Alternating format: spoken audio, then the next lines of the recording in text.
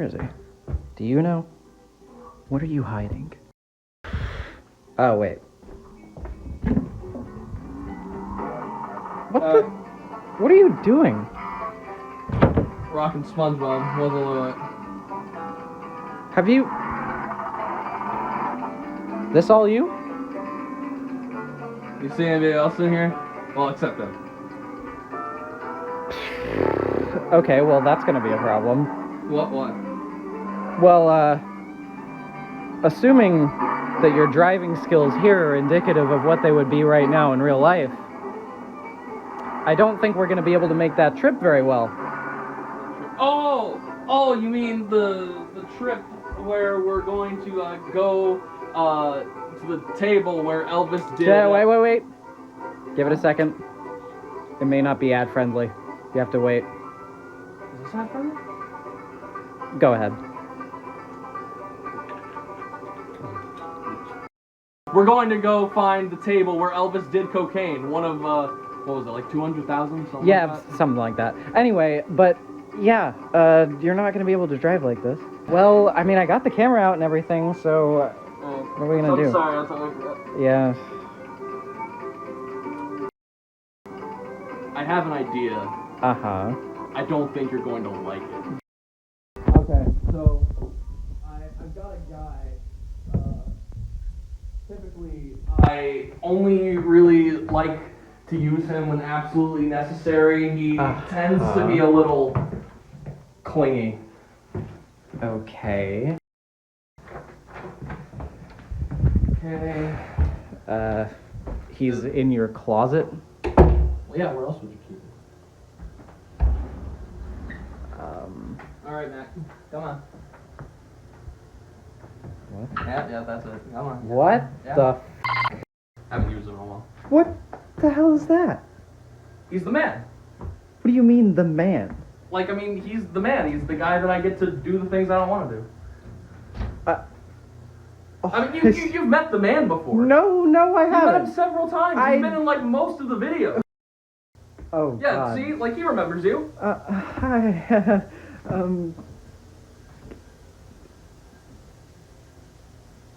Oh, yes.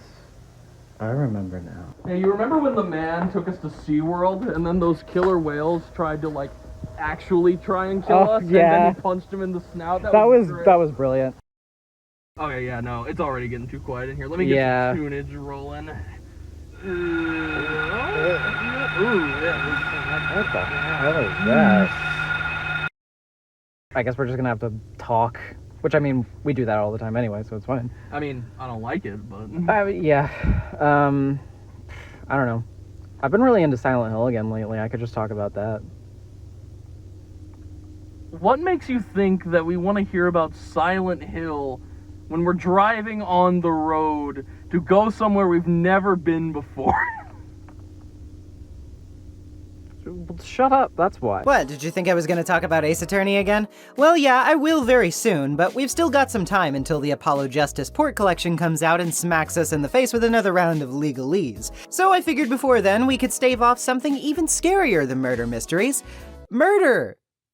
And dogs made of ham. Silent Hill, a 1999 survival horror classic on the original PlayStation, made by beloved game studio Konami, or should I say, basically developed by Team Silent, with Konami publishing the damn thing before taking it out back and giving it an old yellowing. The game is the first in a franchise that would go on to be one of the greatest influences in psychological horror history, with incredible titles following like Silent Hill 2 and Silent Hill 3, and... well, I mean, that's basically it. This kickstarted a franchise which to this day remains one of my strongest artistic influences and a titan of the horror genre. But we all know that horror is a fickle beast dominated by trends, especially in video games. Any polygonal atmospheric adventure game where you play as a guy who looks like he works at the town auto shop isn't going to be nearly as eye-catching as whichever episodic jumpscare fest of the week that has deep lore and hasn't started selling NFTs yet. When you dredge up the classics, there's this temptation to just throw your hands up, shout at the clouds like an old person and say, there's no need to explain why it's the best. You kids just don't know fine art. But I don't know, I love Silent Hill, still do despite Konami's decisions in recent years. Check it out. And I think the best way to illustrate that love, to make people understand why they should care, is by actually getting down and dirty with it in a way that a lot of them might miss out on if you don't. I know a lot of people probably aren't itching to play the tank control tetanus contraction simulator these days, but that's why I'm gonna do it for you, and then I'm gonna sell it back to you like a pretentious video essay peddler. So, you know, basically my actual job. Before you ask, this isn't going to be the start of another continuous series retrospective. I'm planning on making more Silent Hill related videos in the future, but nowhere near immediately. I've got plenty of other stuff that I want to tackle, plus everything I've promised for you guys. This is just a bit of fun to fill the space in between. For now though, let's crash our cars, pump the brakes, and venture into a foggy, rural hellscape where the radios screech the dinosaurs live, and oh shit, is that Gordy? Let's take a visit to Silent Hill.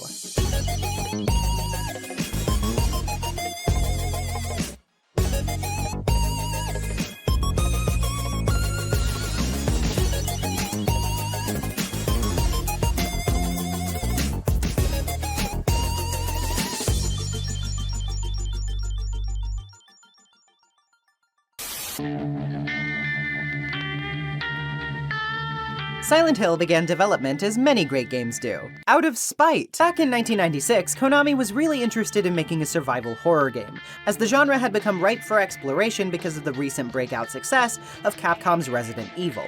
Konami gathered together a band of misfit developers among their ranks, many of whom had failed at other projects and were on thin ice within the company itself, and they formed what would come to be known as Team Silent. The team's key members were director Keiichiro Toyama, background and creature artist Masahiro Ito, sound director and musician Akira Yamaoka, executive producer Gozo Kitao, lead programmer Akihiro Imamura, and CGI creator Takayoshi Sato. Konami essentially told these guys to make a Hollywood-style knockoff of Resident Evil, but the devs had very little interest or motivation for this idea, leading to the project stalling and not really making much headway for a long while.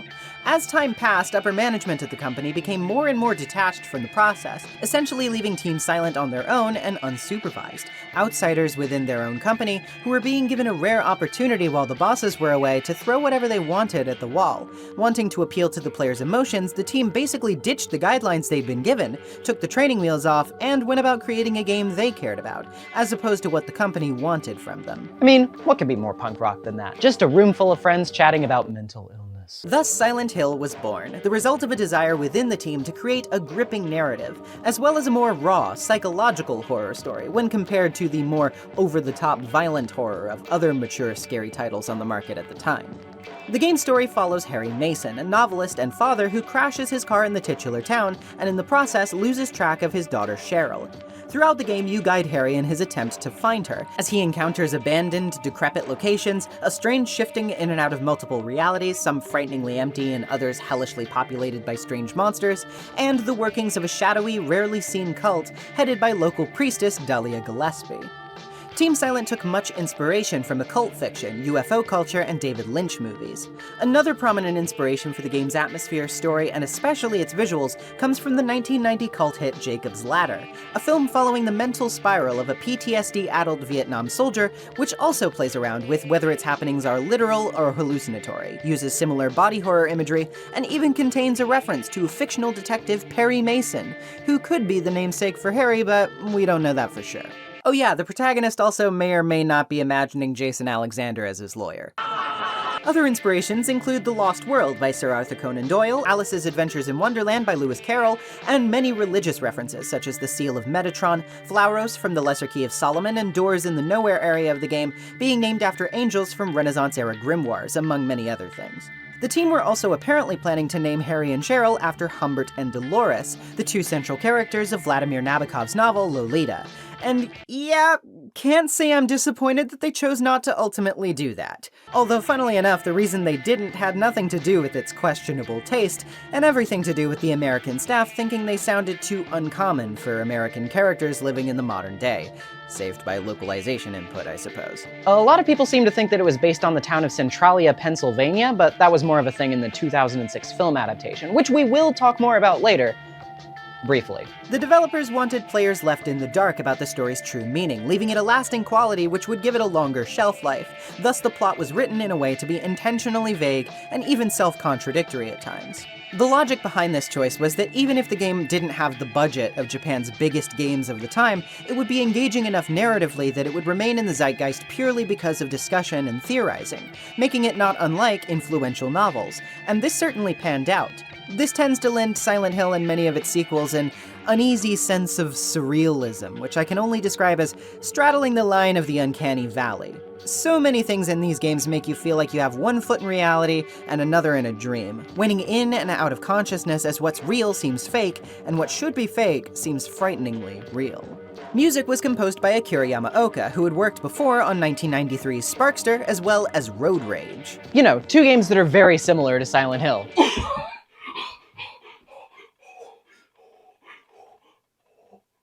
No relation. Yamaoka volunteered for the game after a previous musician departed from it, and additionally handled sound effects and mastering. Feeling like he was in total lockstep with the team's desires, Yamaoka didn't even watch any of the scenes from the game during development while composing, and cites the work of Angelo Badalamenti on Twin Peaks as an inspiration for his composition style. Probably butchered the pronunciation of that, but look, leave me alone, don't be mean to me. Yamaoka's distinct style of harsh noise was initially mistaken by the team as a sound error when he first presented it to them, and had to explain why he thought it fit the texture of the game's world and story for them to ultimately see his vision and agree to move forward with it. The biggest reason was that I wanted to make a differentiation from other video games. With that in mind, I chose the industrial sound. I felt that the industrial sound had so much of the essence needed, which I would not find in typical music. Also, I thought that the cold and rusty feeling made only possible by industrial music was very fitting to the theme of Silent Hill. In fact, I never listened to industrial music at all, neither at work nor during private time. I think you need to have a lot of courage and guts and patience to listen to the industrial sound. Development was grueling and far from traditional. Artist Takeyoshi Sato, who designed the game's characters for example, was initially given odd jobs like file sorting and font design at Konami. He wasn't exactly well respected by his superiors, despite teaching them a lot about 3D modeling. After months of begging to be on a 3D project, he was assigned Silent Hill, but was still not receiving proper credit for his work despite the amount of effort he was putting in. He wanted to give me a CGI and visual supervisor, but that was kind of strange because I had all of the pipeline and 30 or 40% of all movie sequences done. Why should I have a supervisor for that? So I said, I don't need anybody above me, and a fight started, during which my boss said, fine then, can you finish everything on your own? And I had to say, okay, I will. That's why I had to do everything. I just had to do it in order to get credit. You don't want to be credited in your game as assistant artist if you did everything. So it wasn't easy. I didn't go home for 3 years almost. I lived there. I slept under the desk. And that midnight time I talked about, after everyone went home, was a real chance for me to work, because I had access to all of the computers in the office. We had over 150 computers or something like that, and at the time we were using the Unix operating system. So after everyone's gone home, I can operate all of these computers to render my stuff. Yeah, I couldn't go home. The game's debut was at E3 1998, held in Atlanta, Georgia, where audiences responded quite positively to Sato's work. The public interest seemed to get Konami more interested in promoting the game, even adding a demo for it onto the Japanese disc for Metal Gear Solid. Finally, after 3 years of troubled development, Silent Hill was released for the PlayStation, hitting Western shores on February 23, 1999. It was released in Japan on March 4th, and in Europe on August 1st. The game was received very favorably by critics, being called a near-perfect sim nightmare, a genuinely terrifying experience, and a truly magnificent work of art, among other things.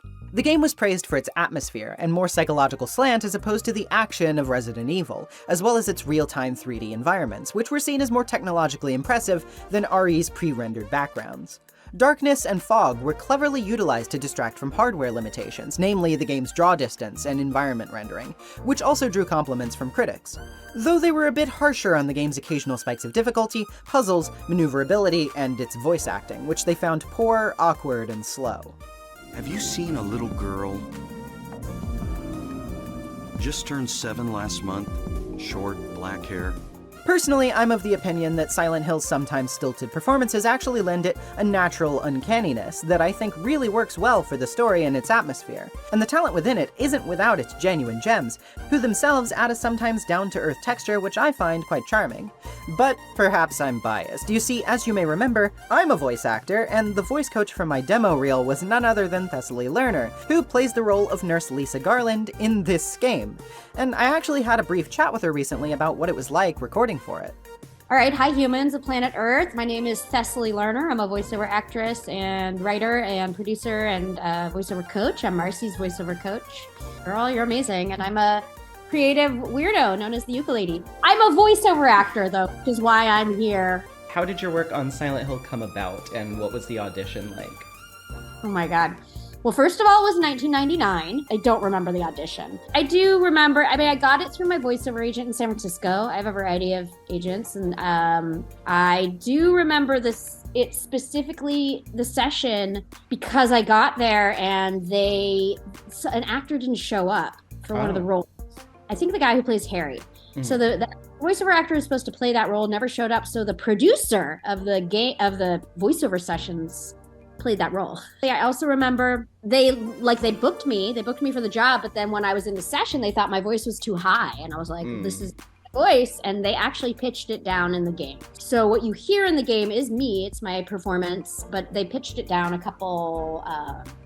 little bit. Oh yeah, that crazy Gillespie lady. It was a fun session. It was in San Francisco down in this really wonderful part called Media Gulch. It's like the recording studio area of the city, really beautiful by the water. And I felt so cool. I was like 3 years out of college. And Oh, wow. Yeah, I was just starting to be a voiceover actor. I think I got my first job in 1998. So I was really fresh and green, and I was excited just to be being paid. It was a really low paying job. They paid $500 flat. Oh, wow. That was it. $500. And it was considering what it went on to be, that's crazy. And there was there's a situation with the video game contracts going on in voiceover right now with the union. So yeah, union, video games came out of nowhere for the acting union. They didn't think it was a big deal. They ended up stealing my voice for Silent Hill 3. And they put it on the game without telling me or asking me or notifying me. And my agent, who I adore, who's now a chef in Hawaii, he went and he sued them, and he got me, I think it was like $2,500 more, Wow. That's the sum total of what I made on Silent Hill. I think about $3,000. I had no idea this was going to be the biggest game ever. I had no idea I was going to get like fan mail like forever, which is glorious. I love feeling like things I do make a difference in people's lives, even if it's just a game. Yeah, I had no concept. It was just like, okay, now she's sad. Okay, now she's really angry. Now she's, realized she's a zombie. That was. I don't think they knew that this was going to be the biggest hit of them. Yeah. Video games were enjoyed by people, but they're not this massive industry they are now. Have you played Silent Hill since its release? I haven't. I don't play video games. I am a child of the 80s, and I'm a Luddite. Like I didn't have email till after college. I write screenplays, I write cartoons and stuff. So I'm like always have a screen in my face. And my idea of winding down is not staring at another screen. Game development back in the day was way different in many ways than it is now. Modern development is still chock full of hurdles, complications, and crunch, and I won't claim to know all of its intricacies. But for as much as people can clown on this thing's perceived inadequacies from a modern perspective, it's important to remember how much blood, sweat, and blood was used to whip this thing into its current shape. A shape which would influence gaming for decades to come. It also got a visual novel-style port to Game Boy Advance in 2001 for Japan only for some reason, though there is a fan translation out there if you care. There's that aforementioned Hollywood film adaptation of the same name, directed by Christoph Gans, again, I hope I pronounced that correctly, but probably not, that was released in 2006, and even a reimagining of the game for Nintendo Wii, PS2, and PSP called Silent Hill Shattered Memories that was released in 2009. This game's legacy is monumental, both in its many sequels that followed, and as a mark of inspiration created within many things, not even just in gaming. If you're an enjoyer of modern horror, Silent Hill has probably influenced something you like in one way or another, the latest of which being the video you're watching right now. So what, he spends like 2 years in the office, like instead of making statues to Mothman, I'm pretty sure that we should start making effigies of this guy. Yeah, I mean, like, he basically is just a company cryptid at that point. Okay, follow-up question that is not about video game lore. Where the hell are we? That is a good question. So, okay, there are 3 possibilities from here. 1, we duck and roll and we walk back. Not good. Yeah. 2, we scream for help. No one will hear us. Right. 3, you can continue rambling about some unknown video game, and we will eventually get to where we need to go. Might I suggest? Yeah, maybe later.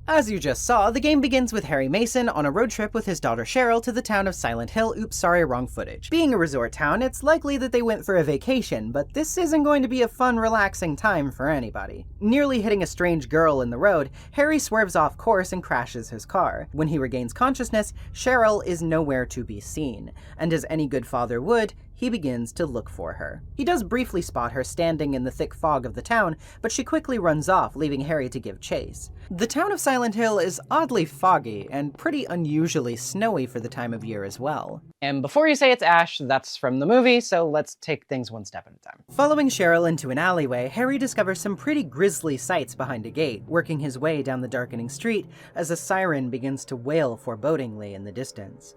The camera swoops overhead, a cinematic angle giving us the distinct feeling that something is terribly wrong as the darkness becomes so thick that Harry has to strike a match just to see. As the world around him becomes strange and rustic, blood coats the streets further and further, with metal grates all around him, and then... What is this? What's going on here? Before we can get a sense for that, though, we're cornered by strange creatures with knives who immediately set about attacking Harry. Inevitably, as a new player, you're going to panic here. Your first digital foot clunkily forward, you're going to realize fast that this game utilizes the nightmarish movement tech all platformer fans cried themselves to sleep thinking about: tank controls. If you don't know what tank controls are, it basically means that you don't have full freedom of movement like in most 3D games. You can't effortlessly run in a circle, nor can you influence your speed with an analog stick. Silent Hill was designed to use the D-pad, which means you use the left and right buttons to turn, and the up or down buttons to go forward or back. If you want to change directions, you have to painstakingly adjust your position, and then choose which way to go. This is a bit typical for games of this time, but where this control scheme begins to be a source of horror is right here. Your movement is so slow and limiting that when you're quickly surrounded, it is not a very empowering thing to have to deal with. In fact, you will almost certainly become quickly overwhelmed, and regardless of your performance here, you will eventually be swarmed and killed. What is this, somebody's idea of a vicious beginner's trap? Well, not quite. More like a sampler to get you in the right mood and let you know that you are far from safe here. Shockingly for now, Harry is actually alright. He awakens in a nearby cafe, though whether he was dreaming is up for debate. Here he meets a police officer named Sybil Bennett, who is glad to see we're doing okay, and asks us some questions about what's going on. Obviously Harry doesn't know any more than she does, and asks if she's seen Cheryl. The only person Sybil has seen, though, is Harry himself, and she's already clued into the fact that this is far from a normal day. With the phones all dead and the radio not working either, she is thinking of going back to her town of Brams to call for reinforcements. She's reluctant to see Harry go off on his own, but she gives us our first weapon so we can defend ourselves, a handgun. She just tosses those out? Hello, stranger. I'm Officer Dipshit. I don't know you or anything about you, but I was wondering if you might like a loaded gun. Yeah, no clue what she was thinking there, but hey, at least we have something to pull out when jumping. Jesus, what is that noise? What's that? Apparently the radio on the table, which Harry previously thought was broken, is screeching about something, and we soon find out what. Holy shit, hi! This is an air screamer, and you can bet I was not ready to be thrown into Dino Crisis today. Nor was Harry, even though he dispatches the pterodactyl well enough with his newly acquired gun. With our first kill under our belt, a gun, and a kitchen knife as well as a map, we head back to the alley we initially saw Cheryl run off toward. Along the way, we can enter various buildings to gather more supplies like health drinks or handgun bullets, both of which we're going to need plenty of. And while doing so, you're probably bound to notice what the radio does, and it's a rather ingenious mechanic. The radio starts to screech when an enemy is close by. However, because of the thick fog, or darkness in other portions of the game, you're not bound to see them right away. This builds the anticipation for when exactly an enemy is going to be on top of you, and leaves you never feeling quite safe until the damn thing is quiet. On top of all that, we encounter another enemy type on our way through the alley, giant skinless canine-looking creatures known as groaners, who are not shy about trying to bound up and bite Harry's face off. Talk about man's best nightmare. A close second would be that his daughter is not in the alley, but he does find a page of her sketchbook mentioning a school. Also a drawing of Harry on her sketchbook cover? That's Harry? You know, maybe just leave her. As if I really look like this. Okay, a school. Our map seems to have a Midwich Elementary on it, so perhaps that's where we should head next. After picking up a rusty pipe, we're on our way. Oh, the road stopped existing here. Can't go that way then. I don't have any kibble, you mangy mutt! Great, okay, let's try that again. Letter, pipe, let's go. No dog around here, no sir. Well, we get to the end of another path, and wouldn't you know it, it's disappeared into the ether too. However, there is some blood and a note pointing us to a doghouse on Levin Street. Going back to said doghouse, we find a house key, which allows us to get inside and away from the meat hounds. Here we can stock up a bit more, but our progress is blocked by a back door with 3 locks. A nearby map on the wall says something about keys for Eclipse, with locations outlined in red. Might be smart to head there to see what we can find. In the alleyway near Bachman and Finney, we find a basketball court with an interesting ball, I'm gonna have to censor that, and a key of Woodman. What, like Benjamin? Or is it one of Wiley's creations again? In the trunk of a crashed police car down the way, we find the key of Lion, and finally, in a mailbox down Elroy, we find the key of Scarecrow. Oh, okay, Wizard of Oz reference, gotcha. With all the keys in hand, we can get out that back door, where things have gotten mysteriously much darker all of a sudden. Almost like somehow Harry slipped into an entirely different world. Thankfully, with a flashlight on hand, we can navigate the dark, but it doesn't feel any safer around here. Making our way out to Midwich Street, more monsters are abound, and though we can stock up on health in a broken down school bus, things are looking pretty grim. We still need to find Cheryl though, so after running past some flesh dogs, we make our way into Midwich Elementary, and promptly locate a map, as well as the infirmary where we can save. This is the only place we can do so in this area, so we have to make it count. The main puzzle in this area will be focusing on a clock tower in the courtyard, which we can find a hint about behind the reception desk. Messages written in blood regale us with mysterious descriptions. 10 o'clock, alchemy laboratory, gold in an old man's palm, the future hidden in his fist, exchange for sage's water. 12 o'clock, a place with songs and sound, a silver guidepost is untapped in lost tongues, awakening at the ordained order. And finally, 5 o'clock, darkness that brings the choking heat, flames render the silence, awakening the hungry beast, open time's door to beckon prey. This is all foreboding stuff, but it gives us a vague idea of where we should be going. We also see this crude, creepy painting on our way out. Once we head down to the courtyard where the clock is, we encounter the creatures who harassed us in the starting alleyway, the Grey Children. Apparently these were replaced in Europe and Japan with other enemies you'll encounter later called Mumblers, because the Grey Children were thought to have too close a resemblance to actual children. I kind of resist that notion. I think they still look pretty obviously like screwed up monsters, though I do think it is incredibly funny that America was the only country to be like, no, that's fine. After picking him off with our new firepower, we can take a look at the clock tower itself. It has a small locked door, as well as slots on its sides for a golden sun and silver moon. Which generation of Pokemon is that? Right now the clock seems to be set to 10 o'clock, which means we should remember the message and head to the alchemy laboratory, meaning the chemistry lab on the 2nd floor, I'd guess. From here on out, we're going to be dealing with Grey Children more frequently, which is just great! Not only do they stab you and nip at your heels, but they can also get back up if you don't go out of your way to kick them while they're down. Fun. We'll also be dealing with jammed doors repeatedly, meaning we'll need to finagle around rooms to get to where we need to go. Using a chemical we can find in one of the rooms on a hand in the lab gets us the gold medallion it's clasping, fulfilling the message about gold in an old man's palm that we saw earlier. Returning said medallion to the tower, we get our next location, pointing at 12 o'clock. A place with songs and sound, huh? Well, there's a music room on the 2nd floor, might as well check that out, right? Heading up some stairs, we enter the locker room to hear some unpleasant banging. Oh god, what is that? Oh, psych, it's just a kitty. Oh dear God. I'm sorry. Wait, what else is lurking around here? Oh man, oh man, oh man. Okay, let's just get to the music room. We've got another puzzle here, and this one's tricky. The piano is covered with blood, and while some of the keys work properly, some only make strange clicking sounds. On the chalkboard, there's a scrawled poem about different types of birds, many of which are commonly either white or black, talking about their sequences of flight and how high or low they go. Each bird corresponds to one of the keys, and since the poem title references birds without a voice, we need to use the broken ones specifically. Pressing them in the correct order gets the silver medallion to drop from the chalkboard. Not an impossible puzzle, but a cheeky bastard of one compared to the clock locations, that's for sure. Anyway, back downstairs we go. No, get off me! The silver moon medallion in place, the clock shifts to 5 o'clock. Darkness brings the choking heat. That sounds something like a boiler room, maybe? Well, there is one down in the basement. Once it's activated, a red light burns through the darkness. Flames render the silence, awakening the hungry beast. Open time's door to beckon prey. Oh boy, we're not done here yet. Running past our knife-wielding interlopers, we finally get into the clock tower door. Down a ladder as sirens once again wail in the distance. We exit through the other end, and we're back in the place we just left. Well, sort of, but not quite.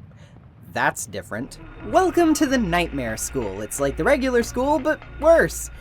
Actually, the title kind of makes that obvious. The floors have turned into grated metal, the walls look like a decaying patch of skin that stretches on, and enemies are more numerous and aggressive.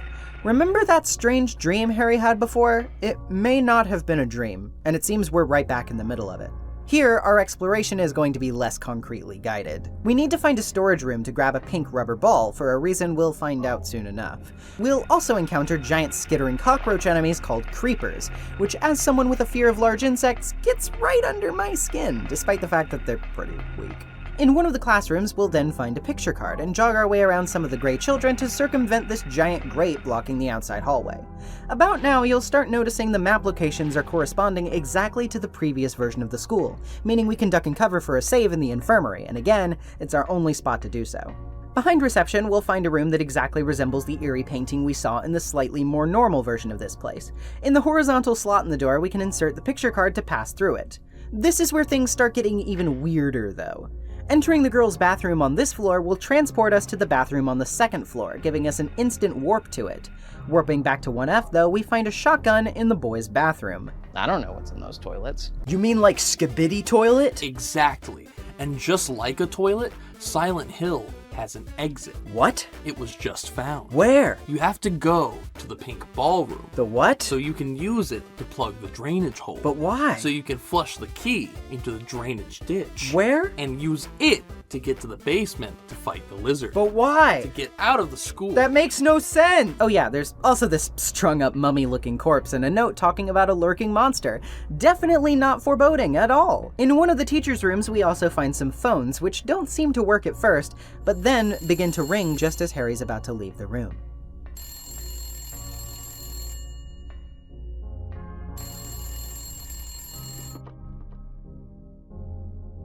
Daddy?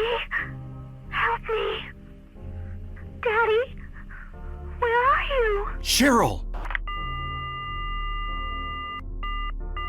Well damn, alright, at least we know Cheryl's not dead yet. That means we still have a motivation to make our way through this hellhole.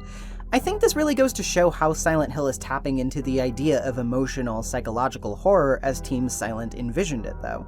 What could be scarier than knowing someone you love is wandering out of sight from you in a place like this, while all you can do is try desperately to find them, barely surviving yourself? They picked the right word in calling it nightmarish.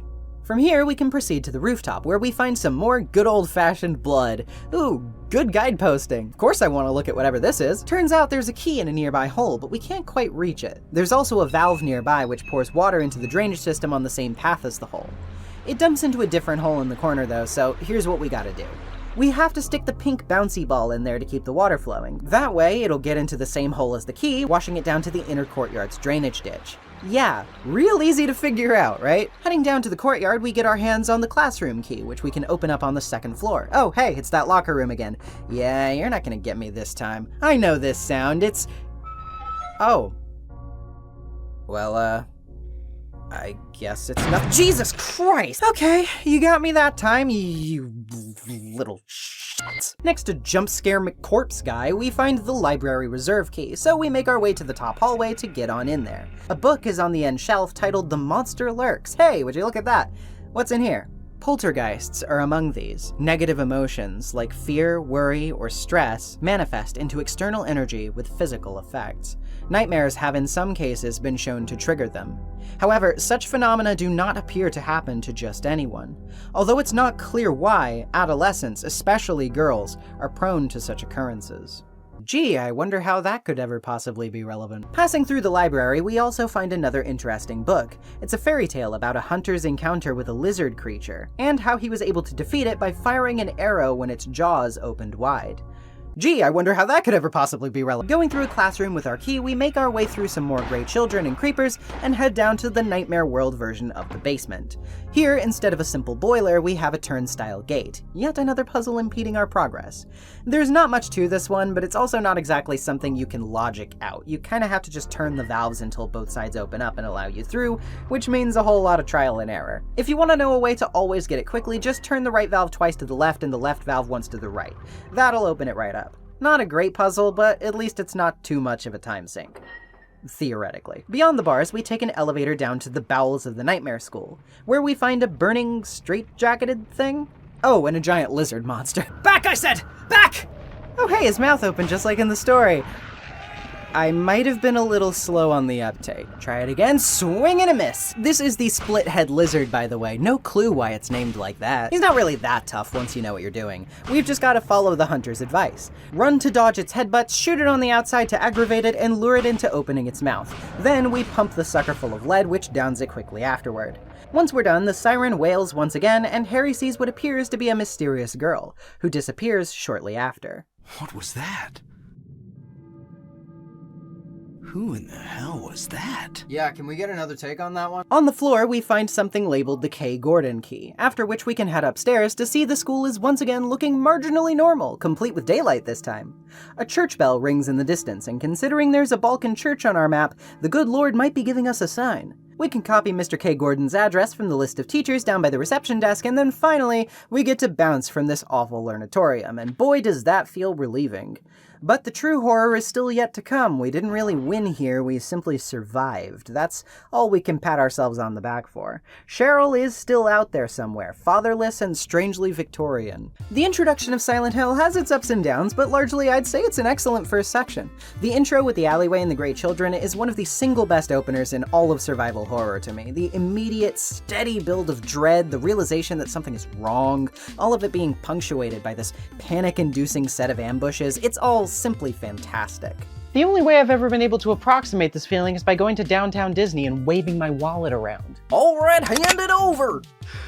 The actual town of Silent Hill immediately establishes itself as a downright uncanny place, with its thick fog and emptiness doing wonders to create an oppressive atmosphere, and that's before any of the creatures come out to play. I do wish a bit of the signposting and exploration was a bit simpler though, as some of the connections you have to make are a little tenuous to say the least. Navigating this place only by means of its map screen can mean that the terror of unfamiliarity can quickly turn into frustration and tedium if it's not balanced correctly. I also have to say generally, I feel the creature design gets better with the following installments, but while there are standouts among Silent Hill 1's Rogues Gallery, they all ring a bit hollow to me on this go-around. Big dogs, dinosaurs, worm babies, I don't know, the Grey Children are among the best, and they're only in the American version of the game.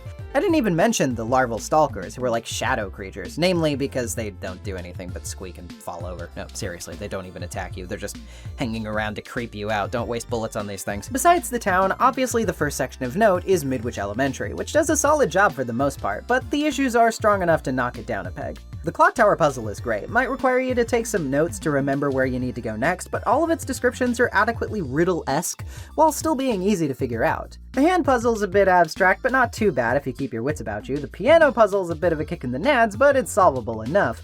Once you hit the Nightmare School though, yeah, that's where things get a little trickier.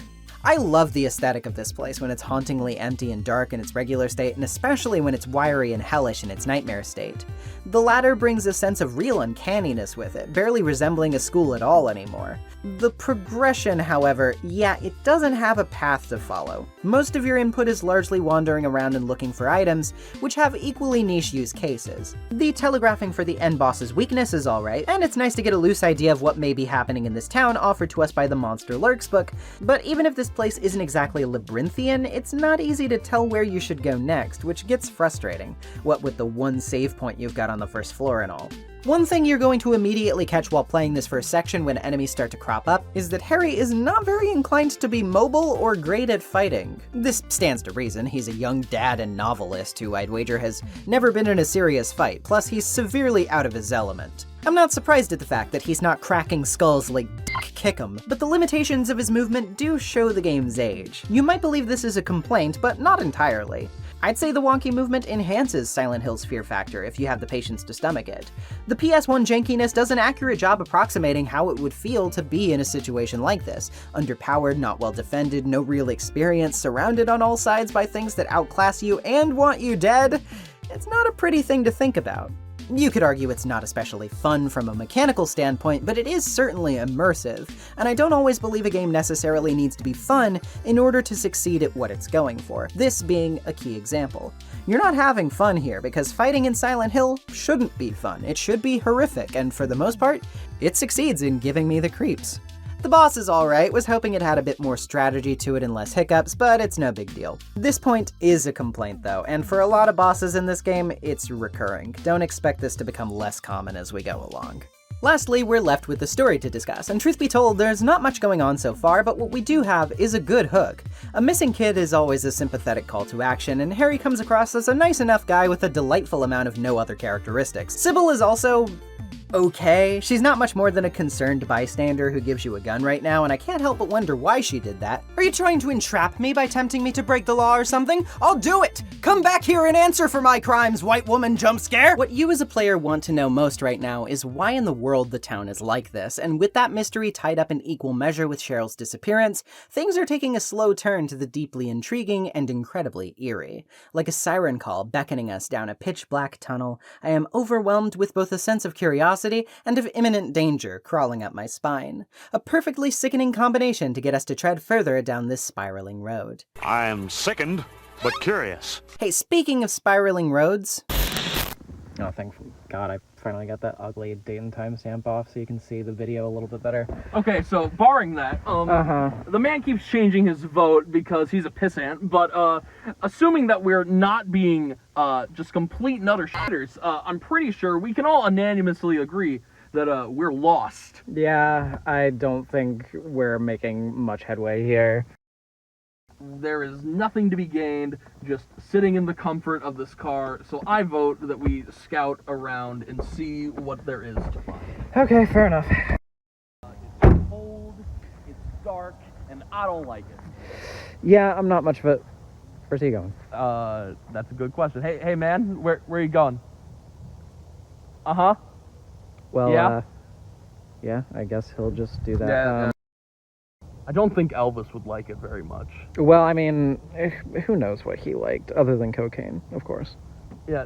Have you ever even listened to any of his music? Yeah, I mean, you know, like once or twice. I wonder if Harry Mason ever listened to it. Yeah, well, maybe. He was... He's like at the steering wheel listening to like what's the oh god, well, like, Blue Christmas. The Hound. Yeah, I was gonna Dog. say Hound Dog, but like he's just sitting at the wheel. Hold. Oh yeah. Did you find anything? Oh. Hey, Marcy. Yeah. Normally he doesn't ever look like that. I have a quick question. I'm not sure if you feel the same way about this as me. Do you value your life? Slightly. We need to run. Oh, okay. Like the best improv actors, I have to immerse myself in my role. That's why I'll be narrating this section while I'm in fear for my life. We need to get to the Balkan Church, which is a bit harder than you might initially think. Remember, all the ways out of town are kind of blockaded, either by broken roads or broken dreams. We do have a lead though, Kay Gordon's house. Going through the teacher's backyard, we can use the key to get in. Here we can restock on bullets and save in the dining room. Thanks, Gordon, I'll be on my way now. Back out through the porch, we'll head south on Bradbury, now on the other side of that gaping hole that blocked our path earlier.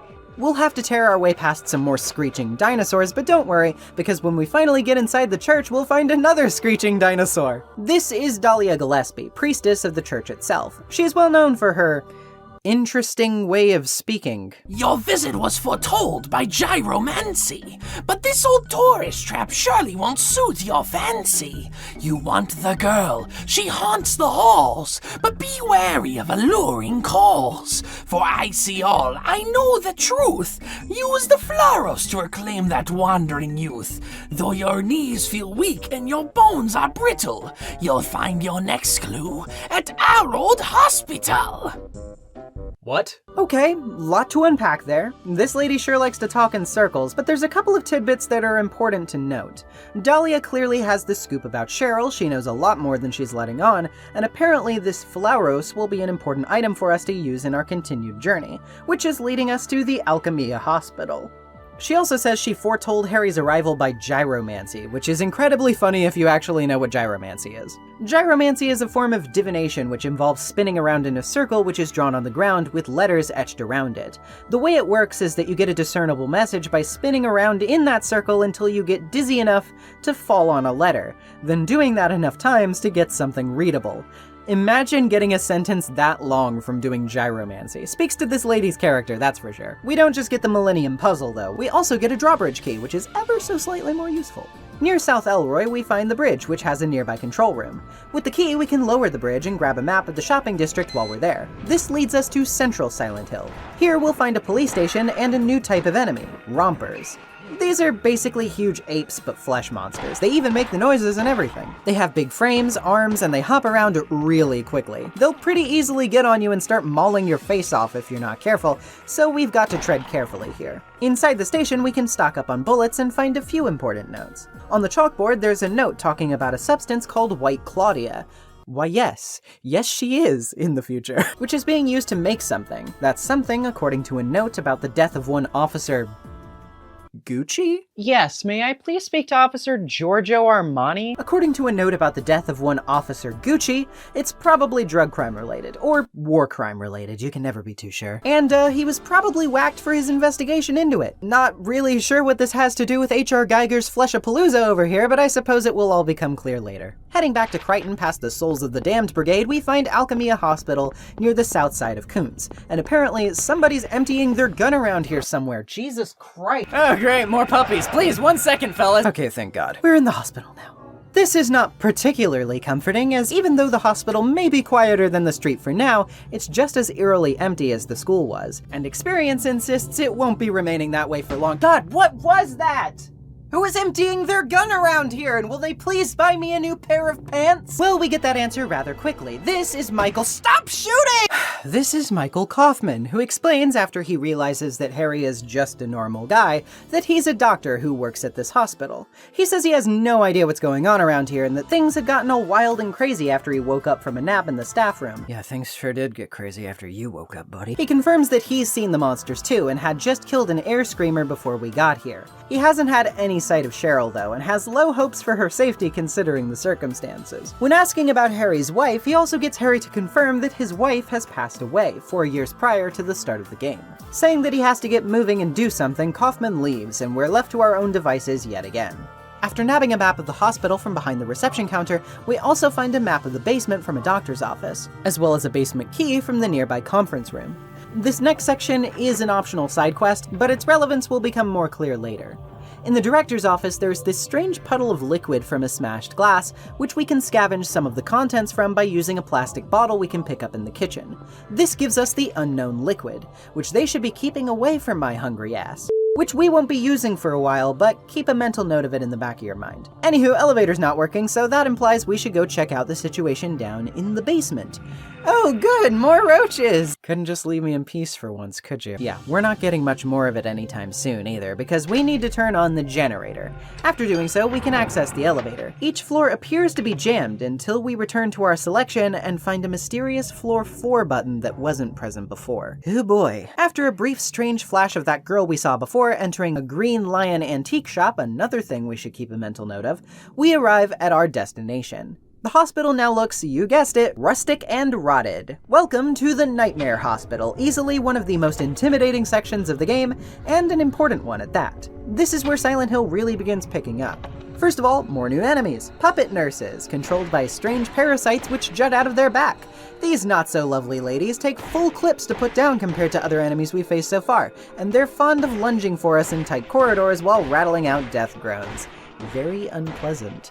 Need me a freak like that. A lot of the trouble you'll be facing in this area comes down to always making your way around one, or more commonly, several of them, with up to 3 or 4 appearing in rooms sometimes to ambush and overwhelm you.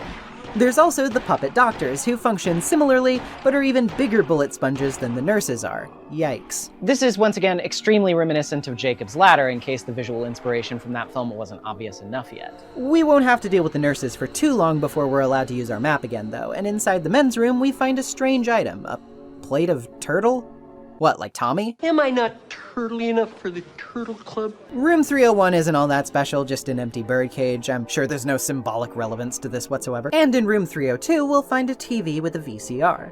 Once again, keep a mental note of this for way later. There's a lot here that won't be much use for us until later, though that doesn't include these dryers. We're not coming back to these, presumably because there's no washers to speak of. Making our way to the storage room, we can grab a blood pack, as well as a plate of cat from room 306. Oh wait, there's a pattern forming here. With all our business done here, we can make our way to the first floor, since the second floor isn't fully accessible yet. In the director's office, we find a plate of Queen. God! Okay, game, you made your point, the place is scary! We'll have to continue weaving our way through the halls and other rooms to avoid or fight puppet doctors, grab more supplies, and eventually make our way out to the medicine room. After taking out a doctor, we can approach the examination room, but it seems the door won't budge, despite there being noises beyond it. Wonder what we can do here. It'll be nothing for now as we make our way to the second floor. In room 201, we find a lighter, and in room 204, we find tentacles. Yep, those are tentacles. It's in the way of something we need, but if we approach haphazardly, I think it's best not to imagine what will happen to us as a result. Instead, we need to toss out that blood pack we picked up earlier, since this mass of noodles seems to be sucking up a puddle of it on the floor right now. Diverting its attention to the fresh source, we can distract it for long enough to swoop in and grab the plate of Hatter. Oh, okay, Alice in Wonderland reference, I see. Man, remind me to talk about the American McGee games sometime. Anyway, now we can head to the nurse center, where there is a tile puzzle attached to a riddle. I think we know how to handle this. The door already has a number of colored tiles on it, and each line of the riddle refers to things corresponding to certain shades. What we need to do is intuit which ones are already filled, which ones are empty, and which of those empty spots need to be supplanted with the tiles we have based on their color. It's not the most intuitive, but it isn't tough either. Once we've got the plates in all the correct spaces, we can bypass the locked door into the east wing of the second floor. Here we head to the operating room and take the basement storeroom key along with some disinfecting alcohol from the ICU. Returning to the elevator, we stomp on down to the basement, where we'll need to find the generator room. Here we can get the hammer, easily the best melee weapon in the game. Great range and decent damage, a staple when we don't want to waste ammo. Next up, we unlock the storeroom, stock up, and discover a strange cabinet. There are strange marks on the floor near it, implying that it's been pushed around. Pushing it to the side ourselves, we reveal a hidden passage, which has a grate inside of it. The grate has vines sprawled all over, which is holding it shut, but if we douse the tangled mess in our disinfecting alcohol and set it alight, we can get in. This leads us down to a hidden basement. Unmapped, by the way. Lovely. Even lovelier! In a nearby room, we can find a videotape. You might be thinking we should return and try to watch it on the VCR, but not to spoil a potential spot of useless backtracking, we're not going to be able to watch it right now. It's better saved for later. Instead, we continue on, heading into another room on the other side of the hall to find a couple items of note. For starters, there's this photo of the girl we've been seeing appear periodically. She actually looks quite a bit like Cheryl, come to think of it, though the photo says her name is Alessa. Next to the picture is an examination room key, which we can use by heading back upstairs, making our way to the first floor, and finally unlocking the examination room from earlier that we heard a noise in. Oh, hey, there's a familiar face.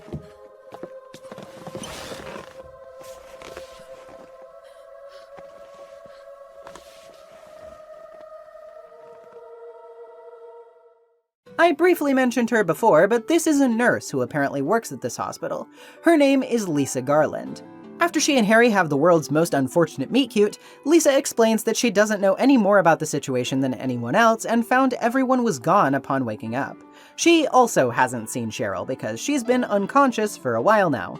As for what's in the basement, she has no idea, as she and the other staff are apparently under strict orders never to enter the storeroom down there. Seeing as she's an employee, that sounds kind of odd, doesn't it? Before Harry can tell her, though, he's assailed by a splitting headache and awakens in a hospital room in the normal world. Congratulations, the Nightmare Hospital is over, but we've still got some bad company on our hands. It's Dahlia again. The darkness is coming. You've made it too late. Go to the other church if you wish to change fate. The Mark of Samael, it's all over town. But if you can stop them, there's no need to frown. The crests will keep coming. I fear it is so. Stop their creation. Make haste. And let's go! Why did you say it like that? Not a very forthcoming speaker, but she's dropped enough hints to be worth thinking about. The darkness in town is obviously referring to the strange occurrences we've been experiencing, as well as the monsters we have to fight against. In Dahlia's opinion, this is caused by the strange marks of Samael that keep cropping up. If we're able to stop these crests from being made, the invasion of the darkness into the town might be stopped, and that might also ensure the safety of Cheryl. The only hint we have to our next destination is what Dahlia called the other church, and on the counter she's left us a key to the antique shop. Wait, you mean the Green Lion? Like in that strange flash we saw earlier? Oh yeah, it's all coming together, even if it's still confusing as all hell. Heading to the shop near the town center, we continue avoiding enemies as the music grows even more haunting. I just love when my soundtrack sounds like an unholy union between power drills and cement mixers, don't you? Inside the shop, we find yet another secret passageway behind a dresser, leading to a strange hole in the wall. We also finally meet back up with Sybil here, who didn't leave to get reinforcements after all. You know, due to the roads out of town being blocked. She can't even get her car to work. Typical horror faux pas, should have guessed. She did catch a glimpse of a girl through the fog, but she can't verify whether it was Cheryl or not. Apparently she was heading toward the lake, so that gives us a hint of where to run off to next. Though Sybil also says it was like she was walking on thin air, so that doesn't instill comfort or confidence. Asking about whether or not Sybil knows Dahlia, she says she doesn't, but suspects based on her talk of the darkness invading the town that she's, on drugs. Must be on drugs. I'm sorry, wow, that was hilariously blunt. We were eating rotisserie chicken. That said, it's not a completely out-of-pocket statement. She clarifies that there's been an investigation into dealings, which she says are commonly done with tourists. All of their leads have dried up, so it's not getting anywhere right now. This must be what we saw being described in those notes at the police station. Sybil volunteers to investigate the hole in the wall, but Harry insists on going himself, and finds a few things of note. For one, there's a room with an altar, which might be the other church Dahlia was referring to. We also find an axe of some sort on the wall, but before we can leave, a flame starts burning on the altar by itself. Sybil stands waiting for us, but finds nothing when she checks on the room. We've been teleported out of this world and back into the other world, where we're reunited with Lisa, who says we were having a bad dream. Lisa looks in a bad way, but says she's doing fine, after which Harry asks her about Dahlia. Lisa describes her as crazy, but otherwise only knows about her from rumors, as she's a bit of a recluse. She says Dahlia's child apparently died in a fire, and she's been out of it ever since.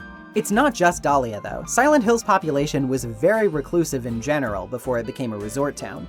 Everyone was involved in a strange religion that revolved around black magic. The young people started moving away en masse, and talks of gods and summonings became commonplace. Lisa suspects the whole ordeal arose from everyone in town needing to fill the void somehow because of how empty it became. But according to her, the religious order has gotten way more subtle about their operations ever since the town became popular again. Harry calls it a cult, but Lisa explains that the last time she heard anything major about it was several years ago, when several people involved in town development died in mysterious accidents, like a curse. Wrong footage again? Damn it! After this helpful info dump about what may or may not be going on, Harry awakens again, this time in the rustic ruined hellscape we've all become familiar with, specifically in its version of the antique shop. He's at the stage of cope where he ponders about if all of this is just in his head. He can't tell what's real or fake anymore. All he can do is resolve to find a way to the lake, which he thinks Lisa might know more about. If the school is where Silent Hill started hitting its flow, here's where I think it really comes into its own more clearly. Now that we're without any clock tower puzzles to guide us, signposting has become more akin to how it will be for the rest of the affair, with more diligent, self-led exploration being the name of the game. Thankfully, getting through town is relatively simple if you're using your map, and navigation in the Nightmare Hospital is quite a bit easier to stomach in my opinion. Despite being a larger location with more daunting enemies and more rooms to deal with, I find that the puzzles here compensate well for this jump in difficulty by being slightly less obtuse than the ones we found in the Nightmare School. The Alice Tiles puzzle is actually quite clever while having a decently simple idea to it, which makes solving it very satisfying. Really, the only complaint I have here is the number of incidental items you have to pick up, or things we'll have to note for much later which aren't anywhere close to immediately obvious when you're playing for the first time. In addition, the tentacle room where you have to use the blood pack, yeah, it's not the worst leap in logic, but it's annoying to figure out on the first go around, especially when you're not sure of how or where to use items in the actual map like that. The atmosphere, however, is once again absolutely on point. The hospital is even more of a creepy aesthetic to behold than the school, which stands to reason as creepy hospitals are a horror game staple at this point, but you know. The new enemy variety being marginally more humanoid, but in the kind of uncanny way which makes your skin crawl, is a major step up from the animal and bug creatures we've been facing so far, and easily take their place next to the Grey Children as our best realized enemies so far, horror-wise. That said, I do have to say that I feel they can get utilized a bit obnoxiously. As I keep saying, having combat like Silent Hills means you're walking a fine line between intentional jank for the sake of horror, and that same jank screwing you over so badly in overwhelming situations that it ceases to be scary and morphs into plainly unfair.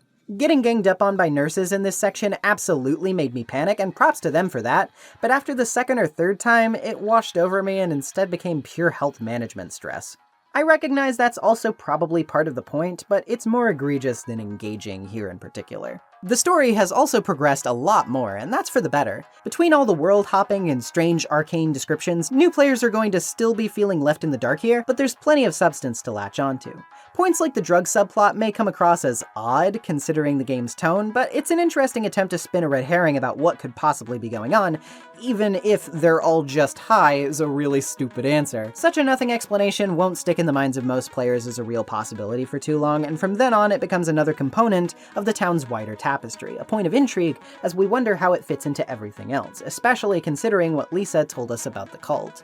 Right, speaking of Lisa, we should talk about our new characters too, shouldn't we? Starting with Lisa isn't a bad idea, as I generally get the most human vibe from her. She's obviously frightened about what's going on, but she's not nearly as cryptic as everyone else, a choice that imparts warmth where it's sorely needed. Seeing her feels refreshing because she's an actual person we can care about. Sure, Sybil's okay too, but she's somebody I feel a purely professional connection to, as opposed to Lisa, who comes across as more grounded emotionally and at the player's level. She knows just as little as we do and is just as scared as we are, but maybe we can help each other through this nightmare. That's something to hold on to. The others, on the other hand. Dahlia is okay. I'll have far more to say about her as we go on, but as of now, she cements herself quite well as the mysterious soothsayer who has more knowledge of what's going on than she wants to let slip.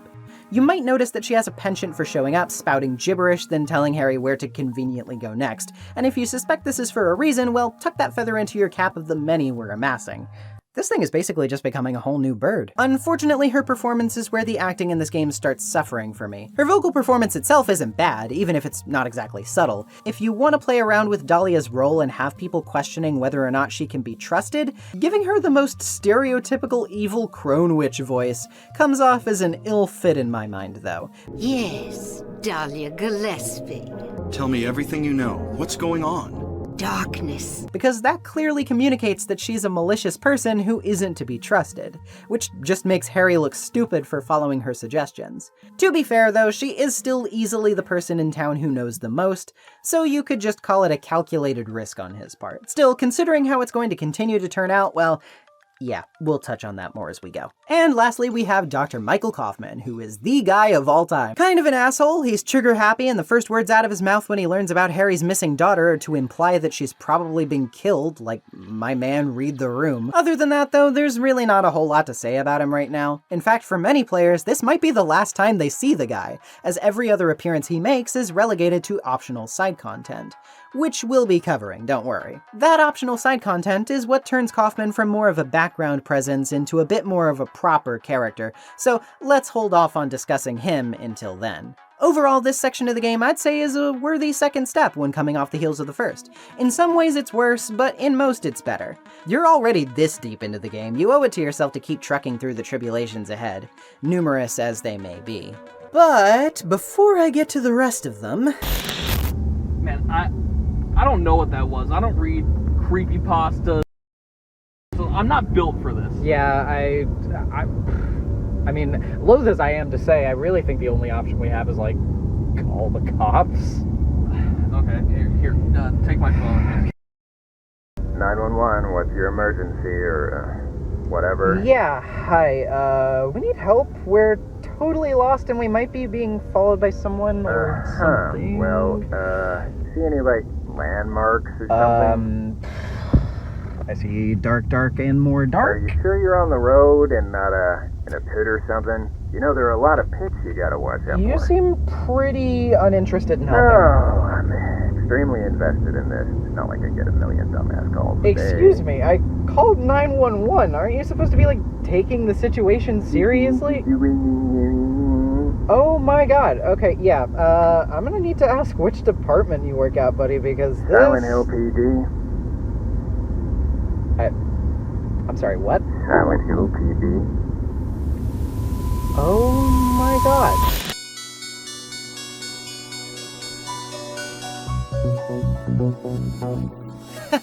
Sorry, 1 second.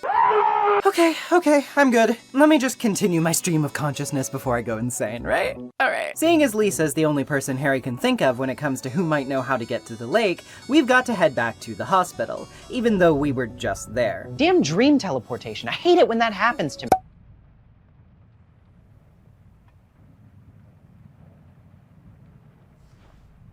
Oh, man. Outside, things are looking predictably bad. The entire world is rustic mesh now. Enemies are running amok and flailing their limbs about all angry-like. There's no point in trying to fight everything unless we want to run out of ammo or die, whichever comes first. Oh, a hole in the town center shutter. Let's go here. Looks like an empty mall. Reminds me of those liminal space pictures. Something so melancholy and creepy about that. Oh, hello.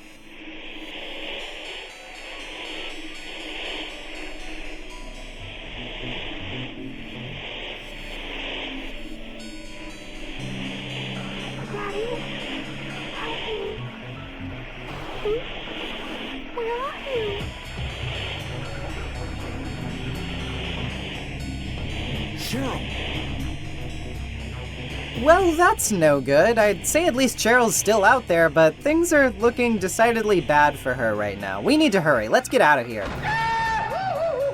Welcome to boss number 2. This is the Twin Feeler, a giant hungry caterpillar from hell who's not all that hard to deal with. It's the Black Bull of Silent Hill. It burrows around and tries to ram into you or spit acid. All you really have to do is stand on this metal grate in the center of the room, bolt a safe distance away when it rises to avoid its acid, then give it a few shotgun blasts for its trouble. Not too many shots later, it will curl up and smash through some nearby doors to make its escape.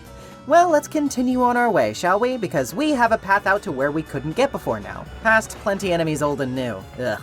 There are these new Air Screamer and Groaner variants called Night Flutters and Wormheads, by the way.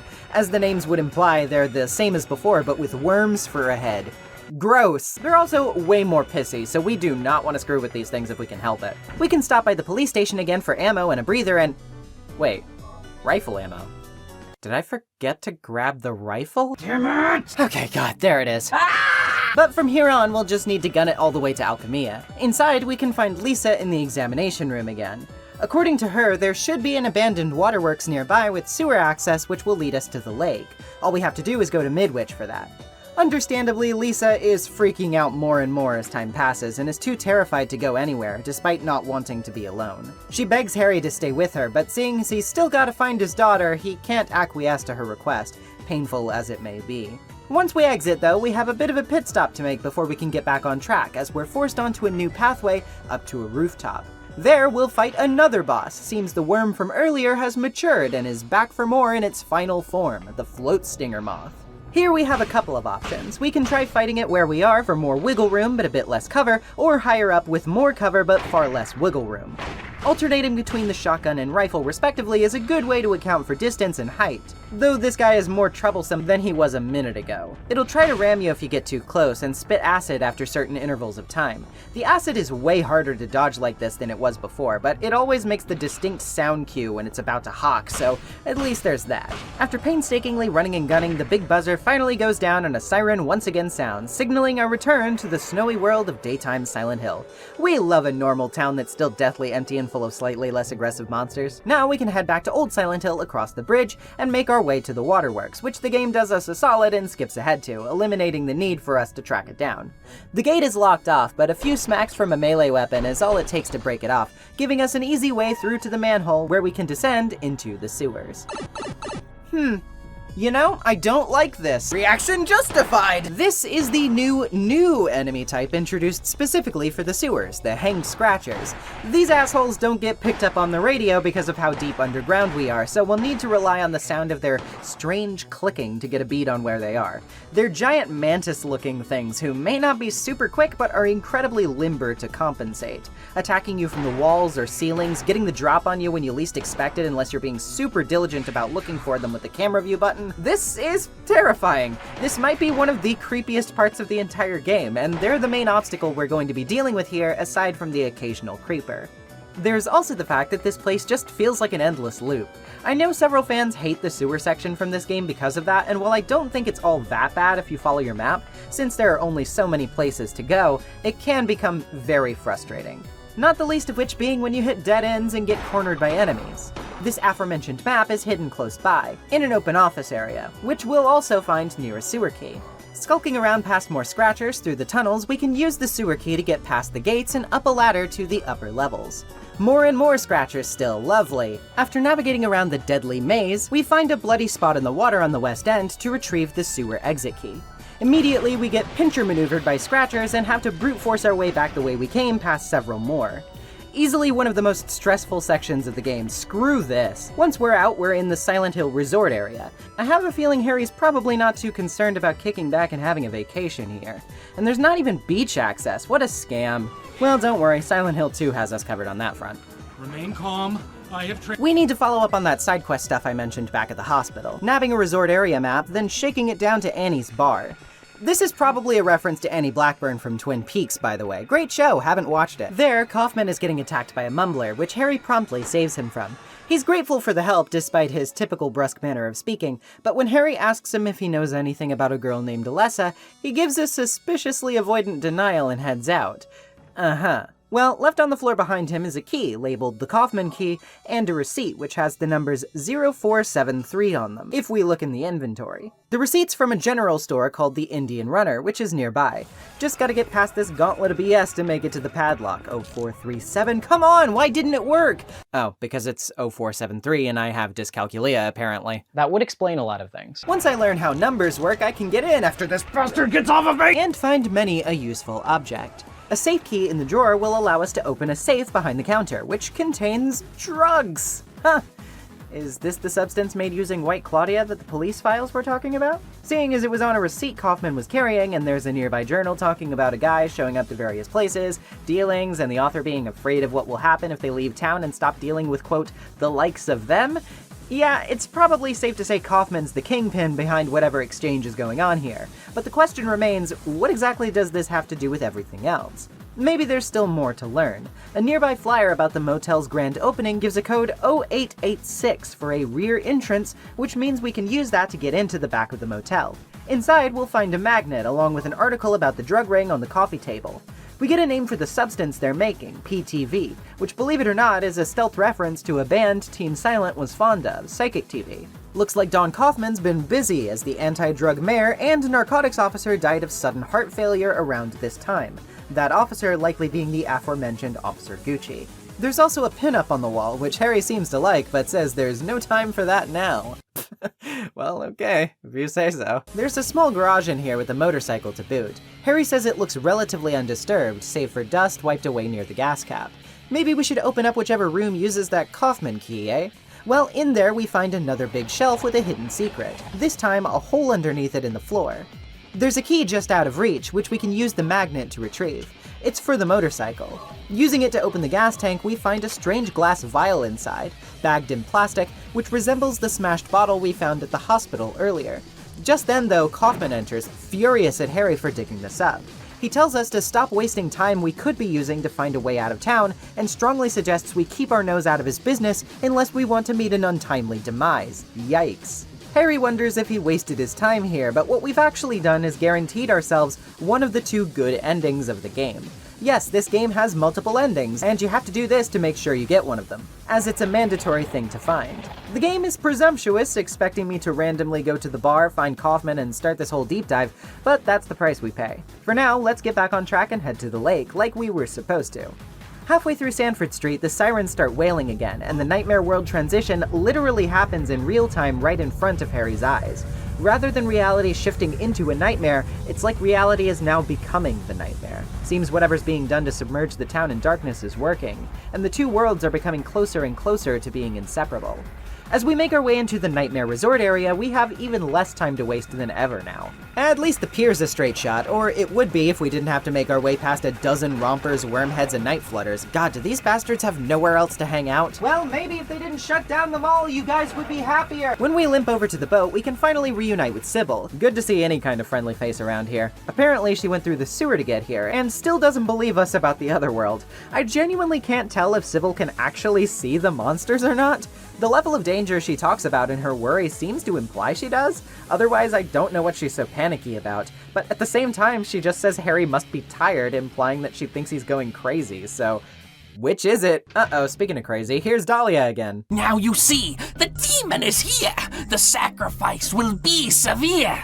Swallows the land, all will be lost. 2 more crests is the meager cost. The world's twain fused, you'll hear their cries, as everything around you wrinkles and dies. To save the girl, you must brave the storm. Defeat the demon in child's form.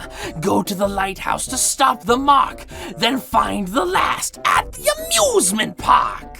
Excuse me? Okay, let's decipher the witch's code. The mark she warned us about is almost done, and it'll be drawn at the lighthouse and amusement park next. If we don't stop it, the Nightmare World will permanently invade ours, everyone will die, and Cheryl will be sacrificed. If Harry stops it in time, all will be okay, but to do so, he has to fight the demon, which Dahlia says is taking the form of that child, probably meaning Alessa. Seeing as Sybil is volunteering to head to the amusement park, we'll head to the lighthouse, past more enemies, but also a pretty sick spiraling staircase. Once we shimmy up there, we're already too late. The visage of Alessa stands at the top with a completed rune, then disappears. Guess we're heading to the amusement park then? Well, to do so, we'll have to head back down the stairs near West Sanford. Goody, more of this. Yeah, I didn't miss you either. After seeing a brief cutscene of Sybil being attacked, we need to make our way through the tunnels, while also avoiding some mumblers, which are properly introduced here, at least in the American version of the game. They're sadistic, waddly, rustic-looking things with big claw hands. Not a pretty sight, but moderately less terrifying to me than the Scratchers at least. All we have to do here is run past a bunch of enemies, complete with more banging sounds and tense music for easy jump scares. Yeah, thanks for that, jerks. Near the end of the path, thankfully, are some merry-go-round horses and a ladder, though, meaning we're out of here. An incredibly tense gauntlet of a section to be sure, but we're finally done. Pat yourself on the back. Or wait, no, don't pat yourself on the back. I did all of this. This is definitely one of the weaker sections of the game. The sewer stuff isn't nearly as bad as I think some people make it out to be, but all the meandering in town, location hunting, and especially the obstructive side quest stuff is not super well explained and a slog to push through when you consider how the difficulty has gotten so ramped up now. The new enemies and their density in these areas can make even the simplest trips incredibly stressful, and that certainly does add to the horror and is a great step when it comes to creating tension, but it could have still just worked fine with better conveyance of where the hell I'm supposed to go. I don't feel any shame in saying this is where Silent Hill feels the most reliant on a guide to get through, and that's going to be continuing into the next sections too. The cold, sad truth of the matter is that unless it's a matter of wanting to force people to play through the game multiple times, there wasn't much purpose for the game to become this agonizing to work with. And Silent Hill does absolutely encourage this grind set with little payoff and results other than continuing to get to the end. Which, yes, is how video games work, I just don't believe in absurd difficulty equating to better design. I'd go to Bethesda if I was looking for that, Todd. The two bosses in the area are fine, if finicky. They don't provide interesting challenges mechanically. They're the kind of bosses where you find out the best time to stand and shoot as opposed to running around finding creative ways to subdue them. Their designs are also kinda lame to me. In a series so full of creative and horrifying creature designs, we have Big Worm and Big Moth. Guys? I'm shaking in my boots. I may have peed a little. The story is still pretty decent here as usual though. I like that the transitions are becoming more frequent and unpredictable, signifying that the nightmare is rapidly manifesting and can't be quelled. Alessa has become more of a star player, the threat to Cheryl is now more immediate and severe, and everyone is getting much more uncanny and unreliable, which makes us feel more vulnerable than ever. A strong kick to the gut while we're down. The Kaufman quest still rings as oddly out of place when compared to the rest of the plot, not even taking into account how weirdly vague it is to even stumble upon in the first place. It's a little funny that against everything else going on, the guy spreading nose candy is the strangest customer, but we're surely bound to get more context as we go, so we might be jumping the gun calling it unnecessary before we know everything. Overall, this section doesn't feel nearly as good as the previous two. It's not deplorable, just where some of the game's negative aspects become their most clearly exacerbated, and in doing so, it soaks up hate like a big old hate sponge. This game remains mostly brilliant. A low point in Silent Hill 1 is still better than a lot of other horror games' high points, especially on the PS single ballin'. What the f is Illbleed anyway? Yes, I am at rock bottom. Thanks for asking. Okay, so remind me of the plan again? Okay, so I don't know much about the situation that we're in, but I do know a few things about YouTube meta commentary. And so what I assume is that since we're talking about this game, and from what I pieced together about what you're doing in this game, then basically, if we decide to look in different directions for things that tether us and our core to this world, we will be able to make our way out of this hellscape and get home free. All right, sounds like a plan, I guess. I don't really think we have any other options. So something that tethers us to this world? Yeah, or at least that's my running theory about it. Well, I guess we should probably just split up then. What are you going to do, the man?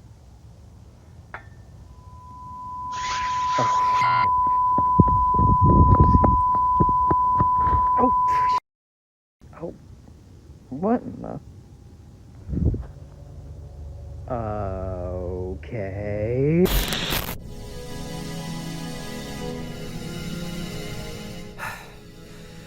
Are they gone? Jesus Christ, okay. Well, I scrounge about to see if there's anything important in here. I may as well keep going with this. Maybe it'll jog my memory or something. The amusement park is a mess, but it's not long, so let's rack up some overpriced lemonade and get busy dying. Key point here is that we need to find the carousel, which isn't that far from the ice cream shop. Plenty of enemies around. Maybe they should have chilled out with a cone and think about why they're so mean to me. Once we arrive, Sybil is waiting for us again, but this time, she's not looking so hot. In fact, she's red in the eyes, zombified, and shooting at us. Knew I couldn't trust a cop. Wait a minute, that's where all their Resident Evil influence went, isn't it? She's gotten deranged due to some sort of parasitic infection, and it doesn't look like the fun kind, which is a shame given the locale. This once again brings us back to the side quests. If you didn't do any of that prior sneak searching in the hospital, your only choice here is to kill Sybil, and she is one tough bitch to crack. Her gun will almost instantly put you at low health with one shot, and we're going to need all the healing items we can preserve for later. Not much in the way of options there. However, if you grabbed the unknown liquid, you can get close to Sybil and use it here, allowing Harry to splash Sybil with it, expelling the parasite from her body, and freeing her from its influence. She's weak, but it saves her life and saves us from another boss fight. In a conversation with her, Harry will confirm that Cheryl is not his biological daughter, but rather an adopted daughter that he and his late wife found on the side of the highway and took in because she was too sick by that point for them to have a child. Not only does that act as another important piece of information for what's coming up, seeing as they both speculate Cheryl could have a connection to the town, but I think it also reframes how good of a dad Harry is. He views Cheryl so sincerely as his own daughter that he makes no distinction in doing this for her over what we assumed was just his flesh and blood, showing no hesitation for her sake. That's really sweet. This is a great moment for Harry. The next one isn't. Parental love isn't the heartwarming note we're ending this area off on because Harry discovers Alessa nearby, demanding that Cheryl be let go. Alessa does not respond in kind though, using some sort of psychic powers to shove Harry away, blocking him from getting any further. Before he can do anything else, the Flauros in his pocket emerges on its own and neutralizes Alessa's abilities. Defenseless, she clatters to the ground and is approached by Dahlia herself. Alessa recognizes her and is terrified by her sudden appearance. What's going on here? Turns out that Alessa is Dahlia's daughter, and that's not all that was being hidden from us. Dahlia makes it clear that she had tried to trap Alessa into something before, but Alessa used her abilities to escape. With Harry's arrival into town though, Dahlia was able to use him, his desperation, his concern for Cheryl, his obedience in following every step she outlined, all to engineer this conclusion. The Flauros wasn't really meant to help us or to stop the creation of the Mark of Samael, it was to neutralize Alessa and make her vulnerable to Dahlia's influence once more. We were duped from the very beginning, a loving father taken advantage of by a horrid mother who wants nothing more than to hurt her child. With Harry left in confusion and Alessa horrified, Dahlia whisks her away to where she calls home, and they both disappear as Harry awakens in the other world. Once again with Lisa, who's looking about as bad as Sybil, just in a different way. She says she finally went down to the basement, and though she didn't find anything particularly useful, she got a strange sense that she'd been there before, that something happened down there. Crumbling at the seams, Harry tries to comfort her, but she shoves him away, leaving the room and leaving us on our own. A rumbling is coming from the basement, and Harry approaches, seeing a lone elevator dropping down into the abyss, as if it's summoning him to finally end this once and for all. And this begins the final section of the game, a place simply known as Nowhere. This place is as confusing as Silent Hill 1 gets for a few reasons. There's no map, and you're not going to be finding one either. Nowhere is like a freakish, fleshy amalgamation of every other place we've been so far. You'll exit one hospital door and end up in the antique shop, the school, anywhere you can think of. And the reason for that will become apparent soon enough. If the other world up until now has always been like a waking nightmare, this area is here to remind us that dreams, good and bad, are always constructed from memory. These are all memories, not only belonging to us, but somebody else too. You might have a pretty good idea of who that person is now. From here on out, we're on our own in terms of navigating this place, and while a guide would certainly help, you'll have to remain sharp, dedicate your short-term memory, and keep your wits about you to survive. We start in the hospital corridor, which will lead to a room where there's a key stuck in a faucet, as well as another where there's a key locked in a birdcage, which looks slightly familiar. We can hear Alessa's ghostly giggling behind a door where we find the interior of the antique shop. Another key is stuck inside the clock, acting as its hand. But none of these keys are accessible to us right now. While fighting off nurses, we can see that each door is marked with symbols and phrases, meaning we'll have to be on the lookout for whatever keys we can find that can correspond to them. Down the stairs of the only door we can get into, we'll find ourselves in the school, where we can find a screwdriver and some pliers, as well as some pretty awful carvings on the lone desk. Using the pliers on the faucet key, we pry it out and obtain the key of Ophiel. Using it on its corresponding door, we get into a corridor where there's a slate on the wall. Names are engraved into it, and there's another nearby door with a keypad as well. It's puzzle time, but this one isn't too difficult. One slate down the hall talks about a Grim Reaper's list, the young and old being lined up in order of age. The list of names on another slate gives us each person's age, so all we have to do is line it up from youngest to oldest. Taking the first letter of each name in the sequence spells the word alert, which unlocks the door once we enter the code. Passing through an empty storage room ahead, we can find the Amulet of Solomon, then reunite with Lisa when coming back. And this is one of the most haunting, beautiful, and emotional scenes in the entire game. Lisa says she understands now why she's still alive while everyone else is dead. She's the same as them, she just hadn't noticed it before. Overcome by fear and grief, she begs Harry to stay with her, to save her from the creatures of the otherworld. But in fear at this realization, Harry shoves her away. Trembling, she begins to see blood, her body remembering what her mind didn't, that she was dead too, that she was nothing more than someone's memory, rather than the person she used to be.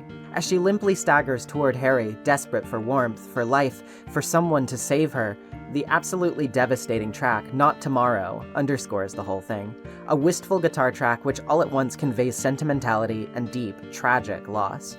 All Harry can do is leave the room, blockading the door as Lisa pounds against it in tears, his voice mournful as he simply says her name. Upon re-entering the room, all we can find is a diary written by Lisa when she was still alive, and it's deeply revealing as to who she was. Ask doctor to let me quit being in charge of that patient. It's too weird. Still alive, but with wounds that won't heal. Told the doctor I quit. Won't work at that hospital anymore. The room is filled with insects. Even with doors and windows shut, they get in to spite me. To the hospital. Feeling bad. Need to throw up. But nothing comes out. Vomiting only bile. Blood and pus flow from the bathroom faucet. I try to stop it, but it won't turn off. Need drug. Help me. Sounds like somebody was dependent on Kaufman's secret product, and it was clearly taking its toll. There's a couple of lingering questions out in the open here which will be answered shortly, thus I'm not going to be able to paint a complete picture of Lisa right away, but one thing is certain. Her tenure at the hospital was far from pleasant, and as for who did this to her, it's not hard to suspect Kaufman himself of having a hand in it. This poor woman was trapped in circumstances beyond her understanding, taken advantage of, and somewhere along the way she got caught up in something so severe that there was no coming back. Broken, hurt, and in need of help, she became part of the other world, a memory just like every other place we've seen, who lingered on as an echo of unresolved grief, wasting away in fear while forgetting what had happened to her, or how she was killed. And by the time she finally remembered, she knew in her heart that it was too late for her. Lisa is one of the most tragic characters in gaming to me, and I think that's why so many people remember her and this breathtaking scene. She was a nice meaty role, you know, it was a nice meaty role to sink my teeth into. She speaks to millions of people, which is incredible. You know, I think that's great. That's valuable. We make art to touch people, to make people feel catharsis. So the fact that she has legs, like, you know, 25 years down the road, speaks for itself. Like, she's, you know, obviously an awesome character. People still care for her. How amazing. Anyway, kind of a tonal whiplash, but we have to do a puzzle now. Hey, so I know you just watched someone precious to you slowly decay into a flesh pile of agony and blood and screaming, especially the screaming, but can you please solve this Rubik's Cube? This is the astrology room, and yeah, I have no shame in saying this. I looked up a guide for this one. It obfuscates its own goal behind a few layers of detached associations. You see, here's the deal. There are multiple plates with corresponding numbers and zodiac signs here. The zodiac signs are completely irrelevant. You shouldn't pay attention to them, which is bound to throw you off when first encountering this. All we actually have to do is look at the number of limbs in each picture. Pisces is fish, so it has 0 limbs. Libra is scales, which are not limbs, but it still counts as 2. Aries is a ram, it's got 4, and Cancer is a crab, which has 8 legs plus 2 big, meaty claws, which makes 10. Following that pattern, we enter 6 for Sagittarius, 4 for Taurus, and 8 for Gemini. After that, the stone plate from above falls to the floor, giving us the Stone of Time. Yeah. Okay. Returning to the antique shop room, we slot the plate into the depression in the clock, which shatters the glass and allows us to retrieve the key of Haggith. Using it on the Haggith door, we get elevator access, heading to the 2nd floor past some nurses to get to the jewelry shop from the town center. The crest of Mercury is in a display case, and a ring of contract is in another one further back. We can find a camera down the hall, as well as a room with a plate, which we unscrew from the wall with the screwdriver. Beneath it is a key, but we can't grab it just yet. It's ensnared in wires which have live electricity pulsing through them. This means we need to go turn off the power in order to get it. For now, though, we need to head to 3F, which puts us near an altar with 2 paintings on either side, as well as 2 locked doors with keypads for each. Puzzle time again, Harry baby! There's a couple paintings labeled The Light to the Future and The Light Illuminating the Darkness, respectively. Each mentions light, so if we use our camera flash near them, strange patterns will appear on them. Use the buttons on the corresponding keypads to mimic those shapes, which opens the corresponding doors. In one, there's a birdcage key, and in the next, a botany book, which tells us more about White Claudia, revealing that the seeds contain hallucinogens, and that it was commonly used for religious ceremonies. I can think of one person affected by this, and I can think of a few others who might have taken advantage of that, perhaps, in conjunction. There's also something really important in the back, which for some strange reason was taken out of the North American release. A newspaper article laying out for us to potentially read if we can get in there. But even in the PAL and Japanese releases where it was kept in, it only appears sometimes. The article reads as follows. Investigation shows source as basement of Gillespie home. Blaze now believed caused by malfunction of antiquated boiler. Fire broke out in town. 6 homes destroyed. Charred body of Alessa Gillespie, 7, found in aftermath. Cause of fire currently under investigation. The date of the blaze was the same day Harry and his wife discovered Cheryl. This suggests a lot, and we're going to get back to it shortly, but for now, know that this is absolutely crucial, and I have no idea why you can't actually find and read it in the American release, even though it clearly exists in the game's data, as far as I can tell. Anyway, let's use that birdcage key. The cage, despite being empty, emits the sounds of flapping wings, but once we unlock it to obtain its contents, it goes deathly quiet. Inside is the key of Phaleg. Phaleg? I don't know. Which we can use on yet another labeled door. Oh boy, more larval stalkers? What are you gonna do, trip on it? It's attacking me? Yeah, those useless shadow creatures evolved into their big boy form, just called stalkers now. They can actually hurt you, so don't let it do that. Yet another thing to worry about. In another room, we can find a giant rattling fridge with a dagger of Melchior stabbed into it. We don't want to grab that right away though, as there's a broken chain below, implying the dagger is holding something in place. Spoiler alert, if you grab the dagger right away, a tentacle monster will eat Harry, so pop the ring of contract on there to close up the chain link and retrieve the dagger unharmed if you don't want to lose somewhere in the ballpark of an hour's worth of progress. Not speaking from experience here or anything. In a storage room, we can stock up on ammo, health, and jelly beans? Well, don't mind if I Oh. Well, that's fine. At least there was a key of Bether inside. I hate jelly beans anyway, more of a Mike and Ike's girl. Passing through the door, we find yet another familiar room, a patient's with a TV and VCR. Remember how I said before that we didn't need to bother playing the tape we found in the hospital because it wouldn't work? Well, it's time for us to view it now. It's a video of Lisa. What is it? Still has an unusually high fever. Eyes don't open. Getting a pulse, but just barely breathing. Her skin is all charred. Even when I change the bandages, the blood and pus just start oozing through. Why? What is keeping that child alive? I can't stand it any longer. I won't tell a soul. Promise. So please.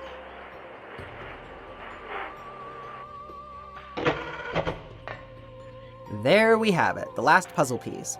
Lisa had not only been to the basement, but she had been watching over Alessa there, in secret. She was tasked with nursing the child to health, presumably after the incident with the fire, but wasn't Alessa said to have died in that incident? Nope, the newspaper was telling a lie, and the Order, headed by Dahlia, likely had something to do with it.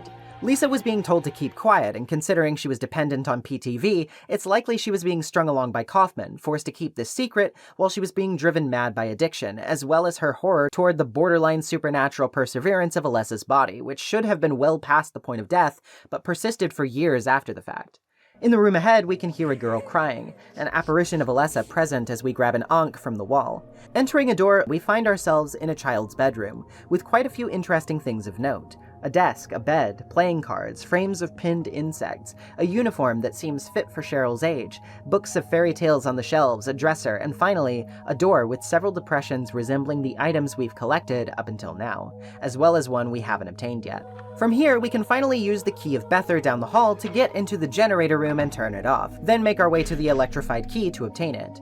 That key being the key of Eritron. Finally gaining access to it, we see something truly strange, a scene from the past involving a few characters we know, and some we don't. Kaufman and Dahlia stand with two doctors over Alessa's bed, and they talk about some strange shit. Dahlia implies that some kind of seed or presence is locked deep inside of Alessa, sheltered in the womb, but one of the doctors says that with half of her soul lost, there is not enough power to birth it. Kaufman seems impatient, saying this isn't what he was promised, but to Dahlia this is merely a stalling tactic. If they work together, they'll be able to get the power they want. In order to do so, they need to get the other half of the soul, which Dahlia says they can manage by casting a spell, which will cause it to come to Silent Hill, feeling Alessa's pain, though this will take time. You may have some suspicions here about what this all means, but I'll save my explanation. Here we need to take our last item, the Disc of Ouroboros, from the life support machine by Alessa's photo. Now we can finally place all of the items in the bedroom door and open up our final passage. The last scene we see is from a remnant of the Gillespie home, as Dahlia struggles to drag an unwilling Alessa off somewhere, saying she needs her power. Alessa refuses, saying that though she understands her mother's feelings, she just wants to be with her, living a normal life, nothing more than that. Dahlia responds to this by saying there's no need to wait, and referring to a mother's womb with the power to create life. Heading downstairs, we come upon a nasty scene. Dahlia is facing off with Sybil, as well as the apparition of Alessa near a burned-up body in a wheelchair. Metatron's talisman, a funny trick. My plan might have failed if you were actually slick. A pity for you, Alessa's power won't flow. It's thanks to your efforts that your daughter must go. Where is she? Where is Cheryl? Please use your eyes, it isn't that hard. She's right there in front of you, her former self scarred. Trapped in a nightmare for 7 long years, nurturing the divine who now soon appears. The day of reckoning is finally at hand. Mankind will die by rightful command. Heaven will open, his children will nod. My daughter will be the mother of God! What the f*** are you talking about? Okay, let's pause for a second. What is going on? Let me explain. You see, Alessa was Dahlia Gillespie's daughter. We know that much. We also know that Alessa was born with strange psychic abilities, and her mother, already part of a fanatical religious cult of sorts, saw this as an opportunity. Thinking Alessa's power would be enough to summon the Order's god into this world, Dahlia forced Alessa to participate in a ritual meant basically to supernaturally impregnate Alessa with that god, who would then take humanity to paradise, a world free from pain and suffering. Damn it, quit messing with my B-roll! Alessa did not want to do this, though, simply wanting to live a normal life with a mother who loved her. But she didn't get that. In the process of the ritual, she was badly burned in an accident, which was presumably due to the ritual's use of fire. A fact covered up in the newspapers, as Alessa was falsely reported dead. Badly burned, suffering, and immobile, Alessa was hidden away in the basement of the Alchemia Hospital by Dahlia's collaborator Kaufman, who had been selling the Order PTV to use both for their ceremonies, as well as a means of accruing dependent members. To watch over Alessa during this time, Kaufman appointed one of his nurses, Lisa Garland, but got her hooked on PTV as well, as a means of keeping her loyal and quiet. As for why Kaufman wanted to aid in Dahlia's plan to birth God, well, more on that in a moment. On the day that the ritual failed, Alessa purposefully split her soul in half with her abilities as a means to foil her mother's plan, which halted their progress for 7 years. While Alessa's physical body suffered in Silent Hill, conjuring endless nightmares, the other part of her soul would be born as Cheryl, leading to her discovery by Harry and his wife. All that time, Alessa had nightmares about her experiences, about her bullying, about her mother, about creatures from her favorite fairy tales, and animals, insects that scared her. She dreamed about the doctors and nurses who attended to her, and all of these nightmares swirled up inside of her, manifesting into reality, turning the town sick, turning it into the other world, and swallowing everything in its way.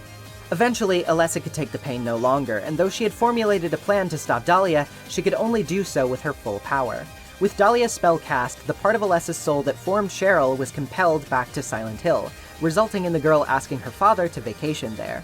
Once Harry and Cheryl arrived, Alessa used a projection of herself to cause Harry to crash, at which point Alessa's soul was once again made one whole.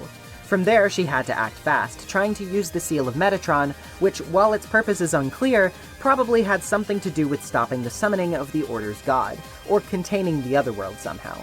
What she didn't account for was her own mother preying on Harry's confusion and need to save his daughter, lying to him that this was some unrelated mark of Samael, and that Alessa herself was a demon in disguise.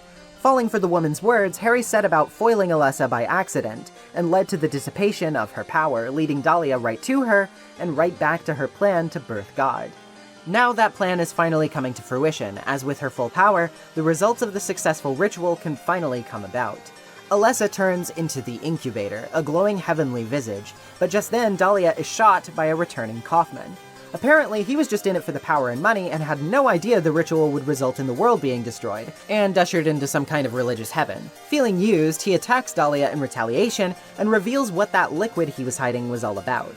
This is a Glophitis, which can dispel demonic forces, as demonstrated when we used it to save Sybil.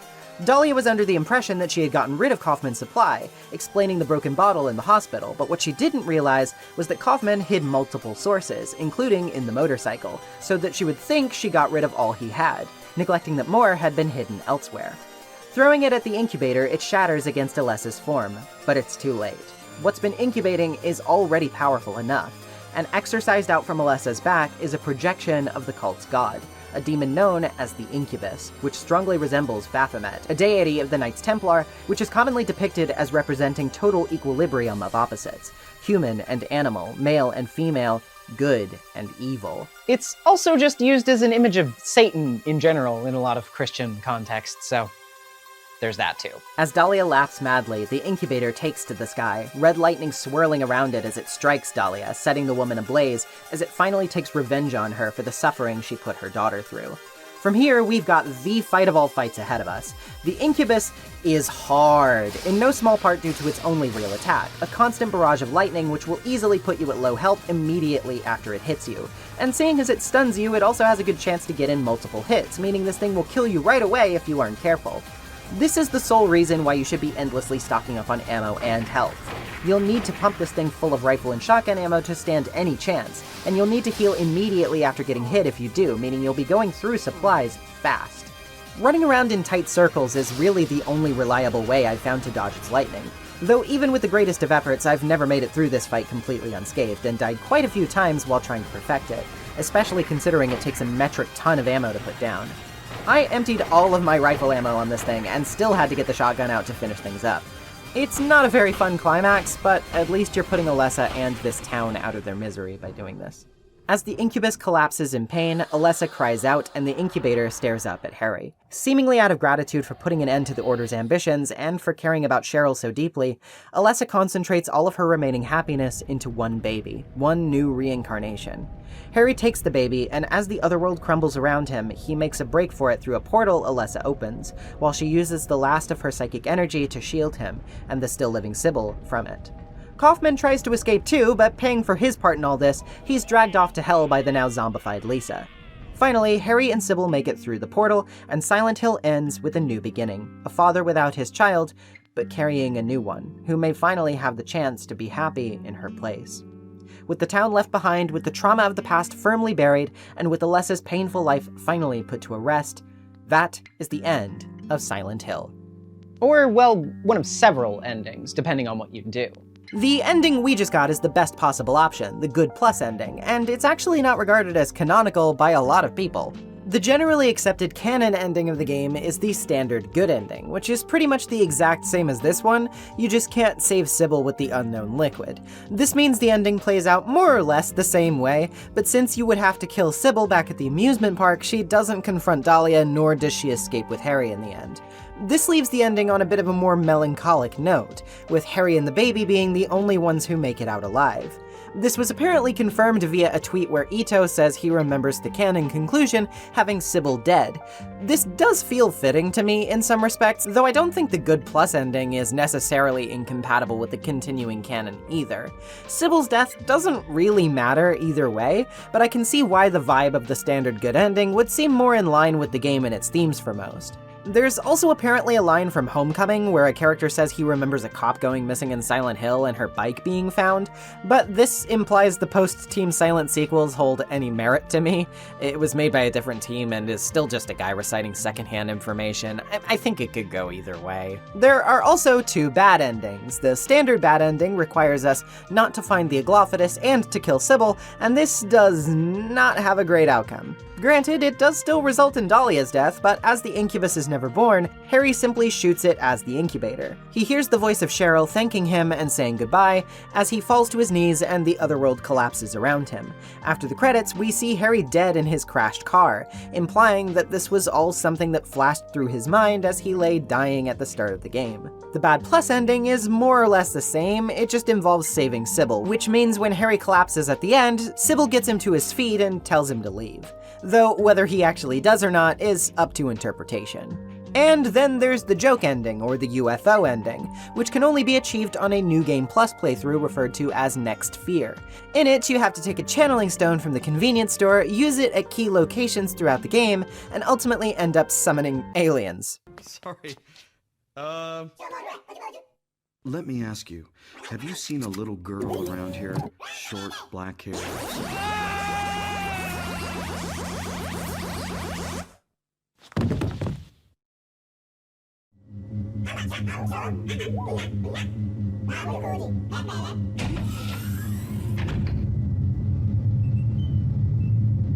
Yeah, And that's the end of Silent Hill.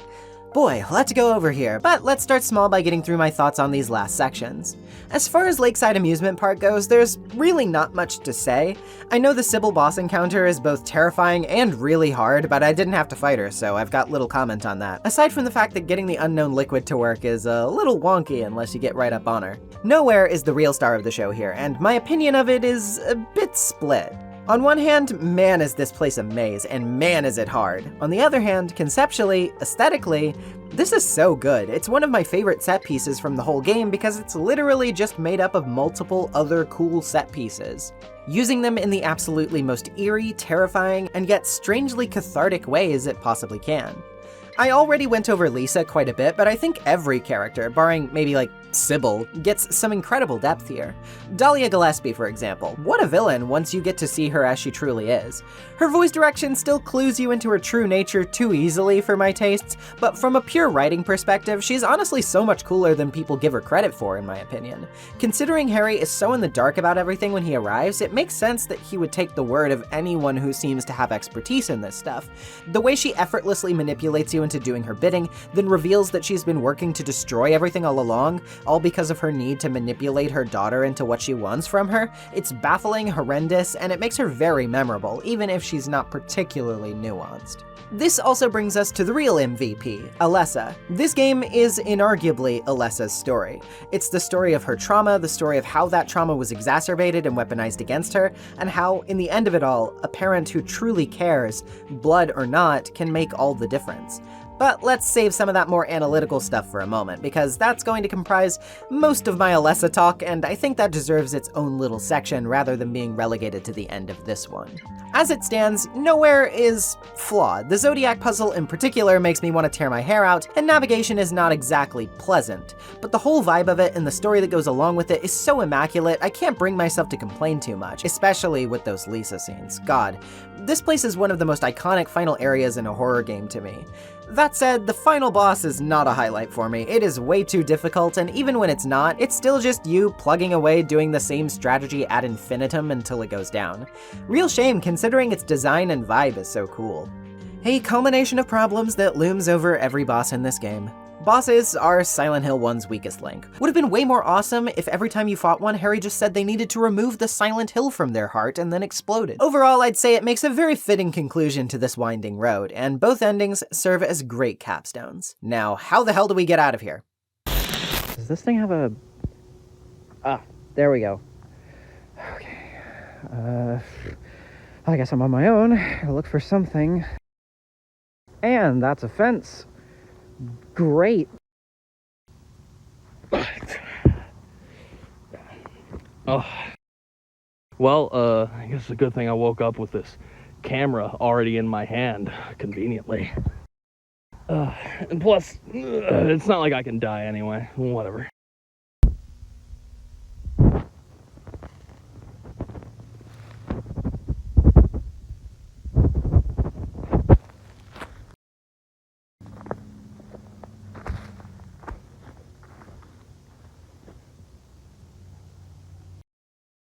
Why is this happening? Ah. Okay. What the hell is that? What? Hello? I mean, I really don't even know what these people are so worried about. You know who dies? People who don't know how to live. And you can call me Mercury because that shit's in retrograde. For me. You know, this reminds me a lot of a dream that I had once. You know, George Lopez was in it. And I waved to him. He never waved back. Only this time, instead of George Lopez, there's nothing.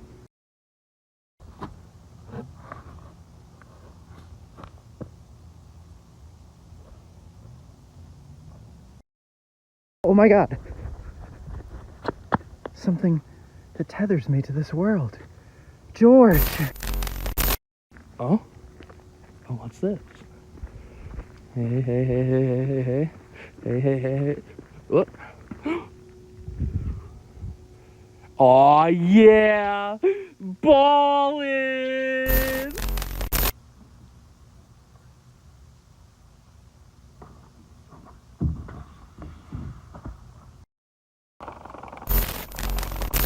Oh my god.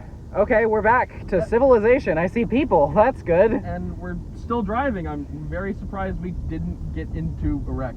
Yeah, I don't know, I guess. Anyway, where did you end up?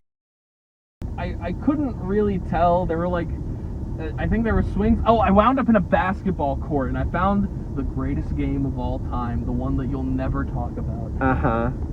Well, I found George in the middle of a concrete slab. Wait a minute, what? The man, what did you find? These decorations. Oh, I see. Yeah, you would like that, wouldn't you? Well, hang on a second. What? Who the hell is that? Haven't we already been over this? What? Wait a minute. Hold on. What the hell is going on? Oh, yes. Now I remember.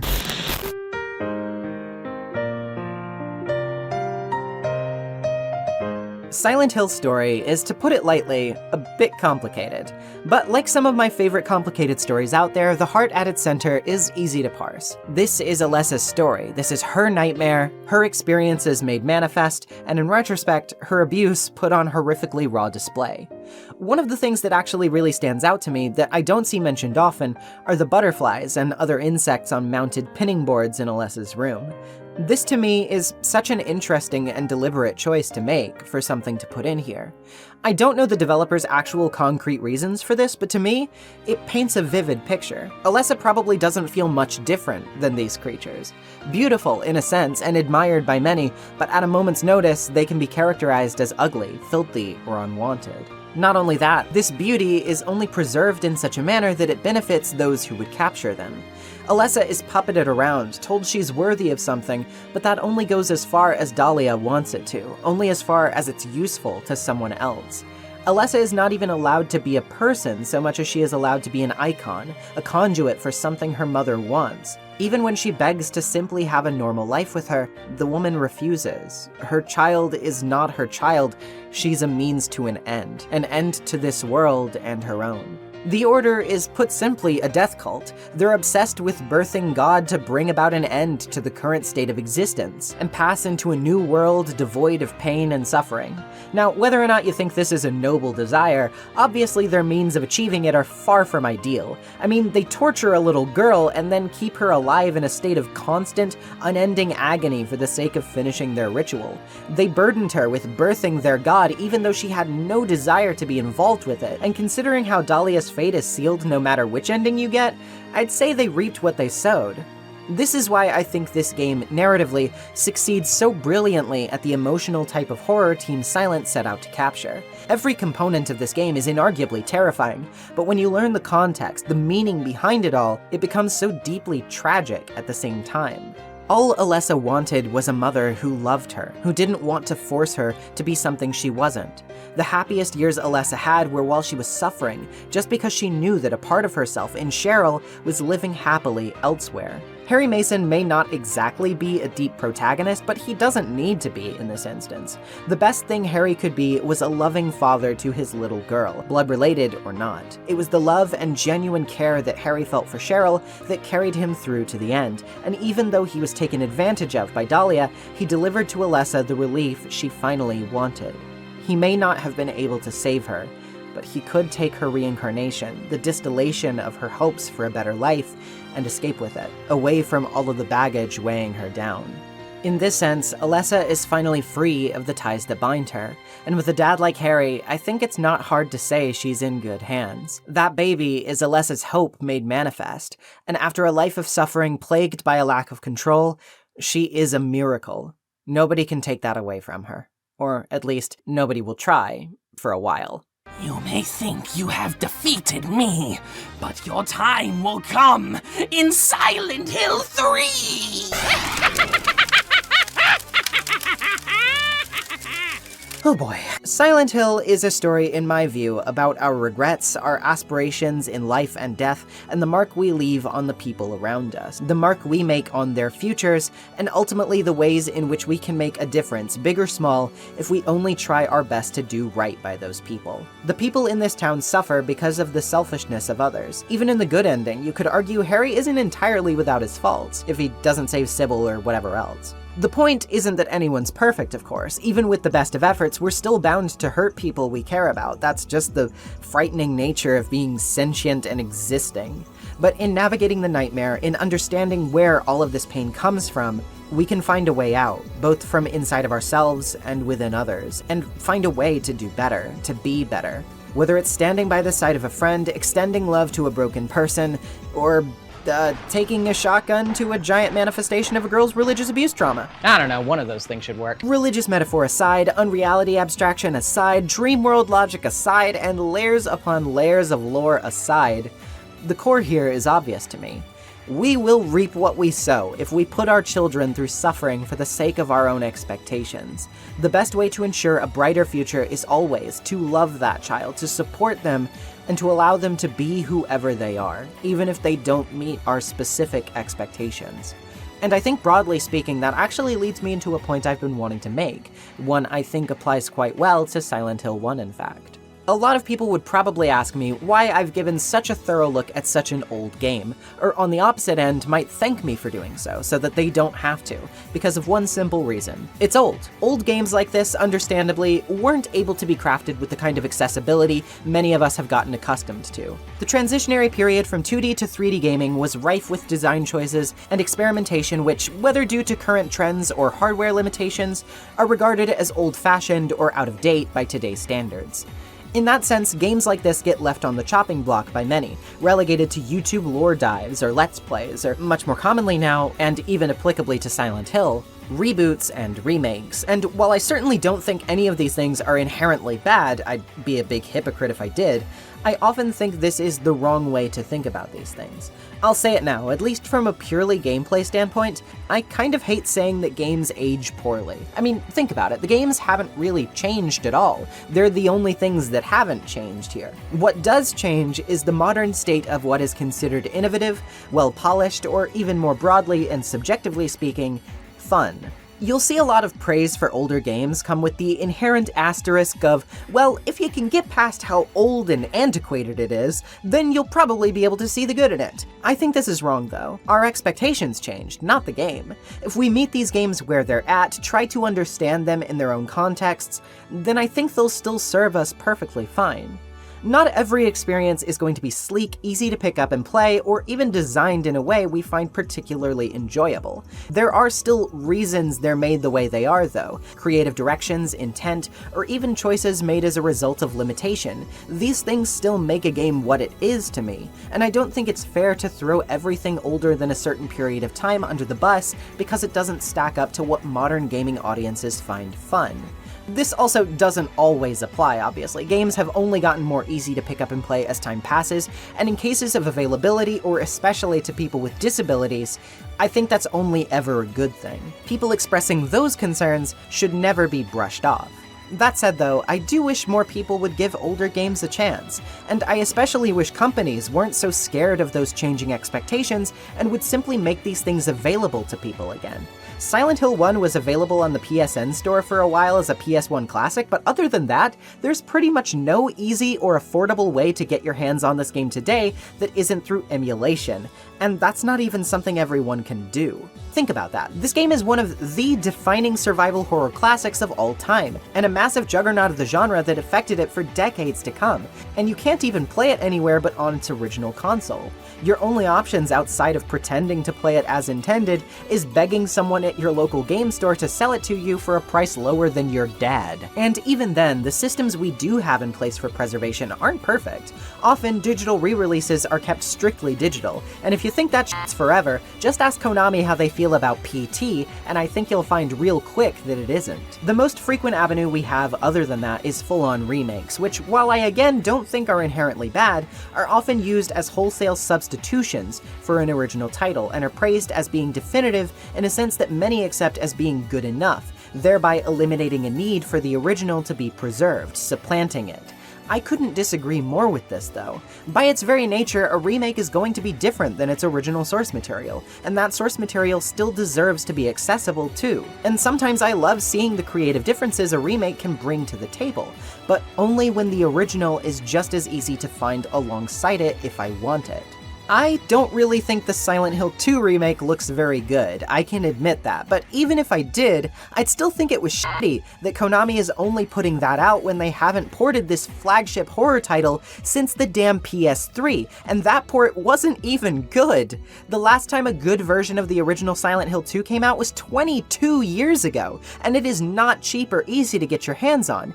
Tell me that you don't think that's a little messed up, that after all this time, what we get is not an option to play that game easily and accessibly in the modern day, but a remake of it, which seems to have a lot of ideas about how to fix what really isn't broken. If people like the remake and are excited for it, good on them. I don't think that's an issue. I just don't see why these things can't coexist, and why the perception of what makes a game mechanically antiquated often drives these discussions of whether preserving and playing these old games is really necessary. I don't just want to watch a YouTube video about these things because they're impossible to find. I want to meet art where it's at, old and new, and I want to experience it. I don't need to be condescended to, given no choice, and be told it's better that way. So if you've watched this far, you can tell I really care about Silent Hill 1. I think it's really awesome, despite its faults. I don't think its age or the quirks of that age really hinder its staying power. If you watch these types of things because you don't want to play old games yourself, that's totally fine. I don't think that's a bad thing in and of itself. In fact, I do that for a lot of games I know I won't have the time or ability to get around to. But I want to make a case for these things because I love them, and I wish more people would give them a shot. More and more often, we're being steered away from doing so because game companies want to always sell us the latest and greatest, even if that means just repackaging something they already made, but doing whatever they want to it without giving us any other options. I think Silent Hill 1 is one of the best examples I could possibly give for this, because it is without question a classic. And like the buried whispers of a sleepy town, like the reverberating trauma of a rotting world, and like the earnest love of a caring father, I don't think it should ever truly be forgotten. I think we should keep learning from it. I think we should keep playing it. Oh, also, the Silent Hill movies, like, alright. The mixed imagery across the games is questionable, the story is pretty threadbare, the changes to Alessa and Dahlia especially are really puzzling to me, but hey, it looks really good. That's really all I have to say about it. I had no idea where else to fit this. Also, Silent Hill Ascension is really bad. Please, based Ryukishio 7, let Silent Hill F be good. I turned the titler back on. We sure have been gone for a whole last month. What? We're like 5 minutes away from the house! Not sure what happened there. Hold on. I'll give the cops another call just to make sure everything's kosher. 911, what's your emergency? Hey, are we in the real world? What? Sorry, what department is this? It's, PD. Why? Oh, thank God. Sorry, it's just, we were trapped in this weird hell dimension with demons and Yeah, I live in Florida too. No, Listen, I mean... if you're done wasting my time, I've got work to do. We're looking for these 2 missing idiots. Oh, that's us. And, don't you mean 3? No. But there's 3 of us. Well, I only heard about 2. Here, you take... Oh, yes. Now I remember. Okay, we're finally back. And relaxing. Hey, why the hell were you even using that shitty camera in the first place? Huh? Oh. Yeah, that's a good point. Well, I think we learned a valuable lesson today. I don't know what it was, but I'm pretty sure that we learned it. Hey, you know, it's been a long month or so. Mm-hmm. You guys want to get some, pizza or something like that? Yeah, might as well. Yeah.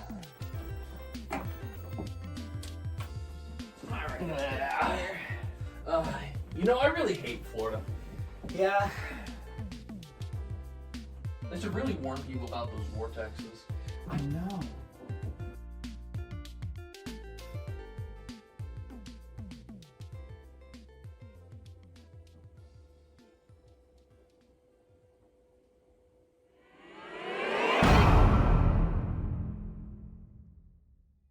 Hey, thank you so much for watching this video. This was a fun one to do. It was definitely different from the usual fare I approach for retrospective, so it's been a bit fresh, and while I am definitely financially anxious, please for the love of God support me, I have been creatively fulfilled, so that's still important. Probably. Speaking of supporting me, it would mean the world to me if you like and comment to help me beat the ever-abrasive tide of the YouTube algorithm, and subscribe if you haven't already. It really does help.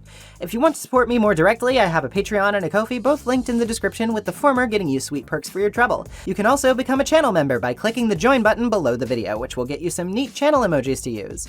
Thank you so much to everybody who makes these videos possible, like my co-camera friend and roommate Ostinato, Thessaly Lerner, who was so nice to interview with me, and the man. Enough said.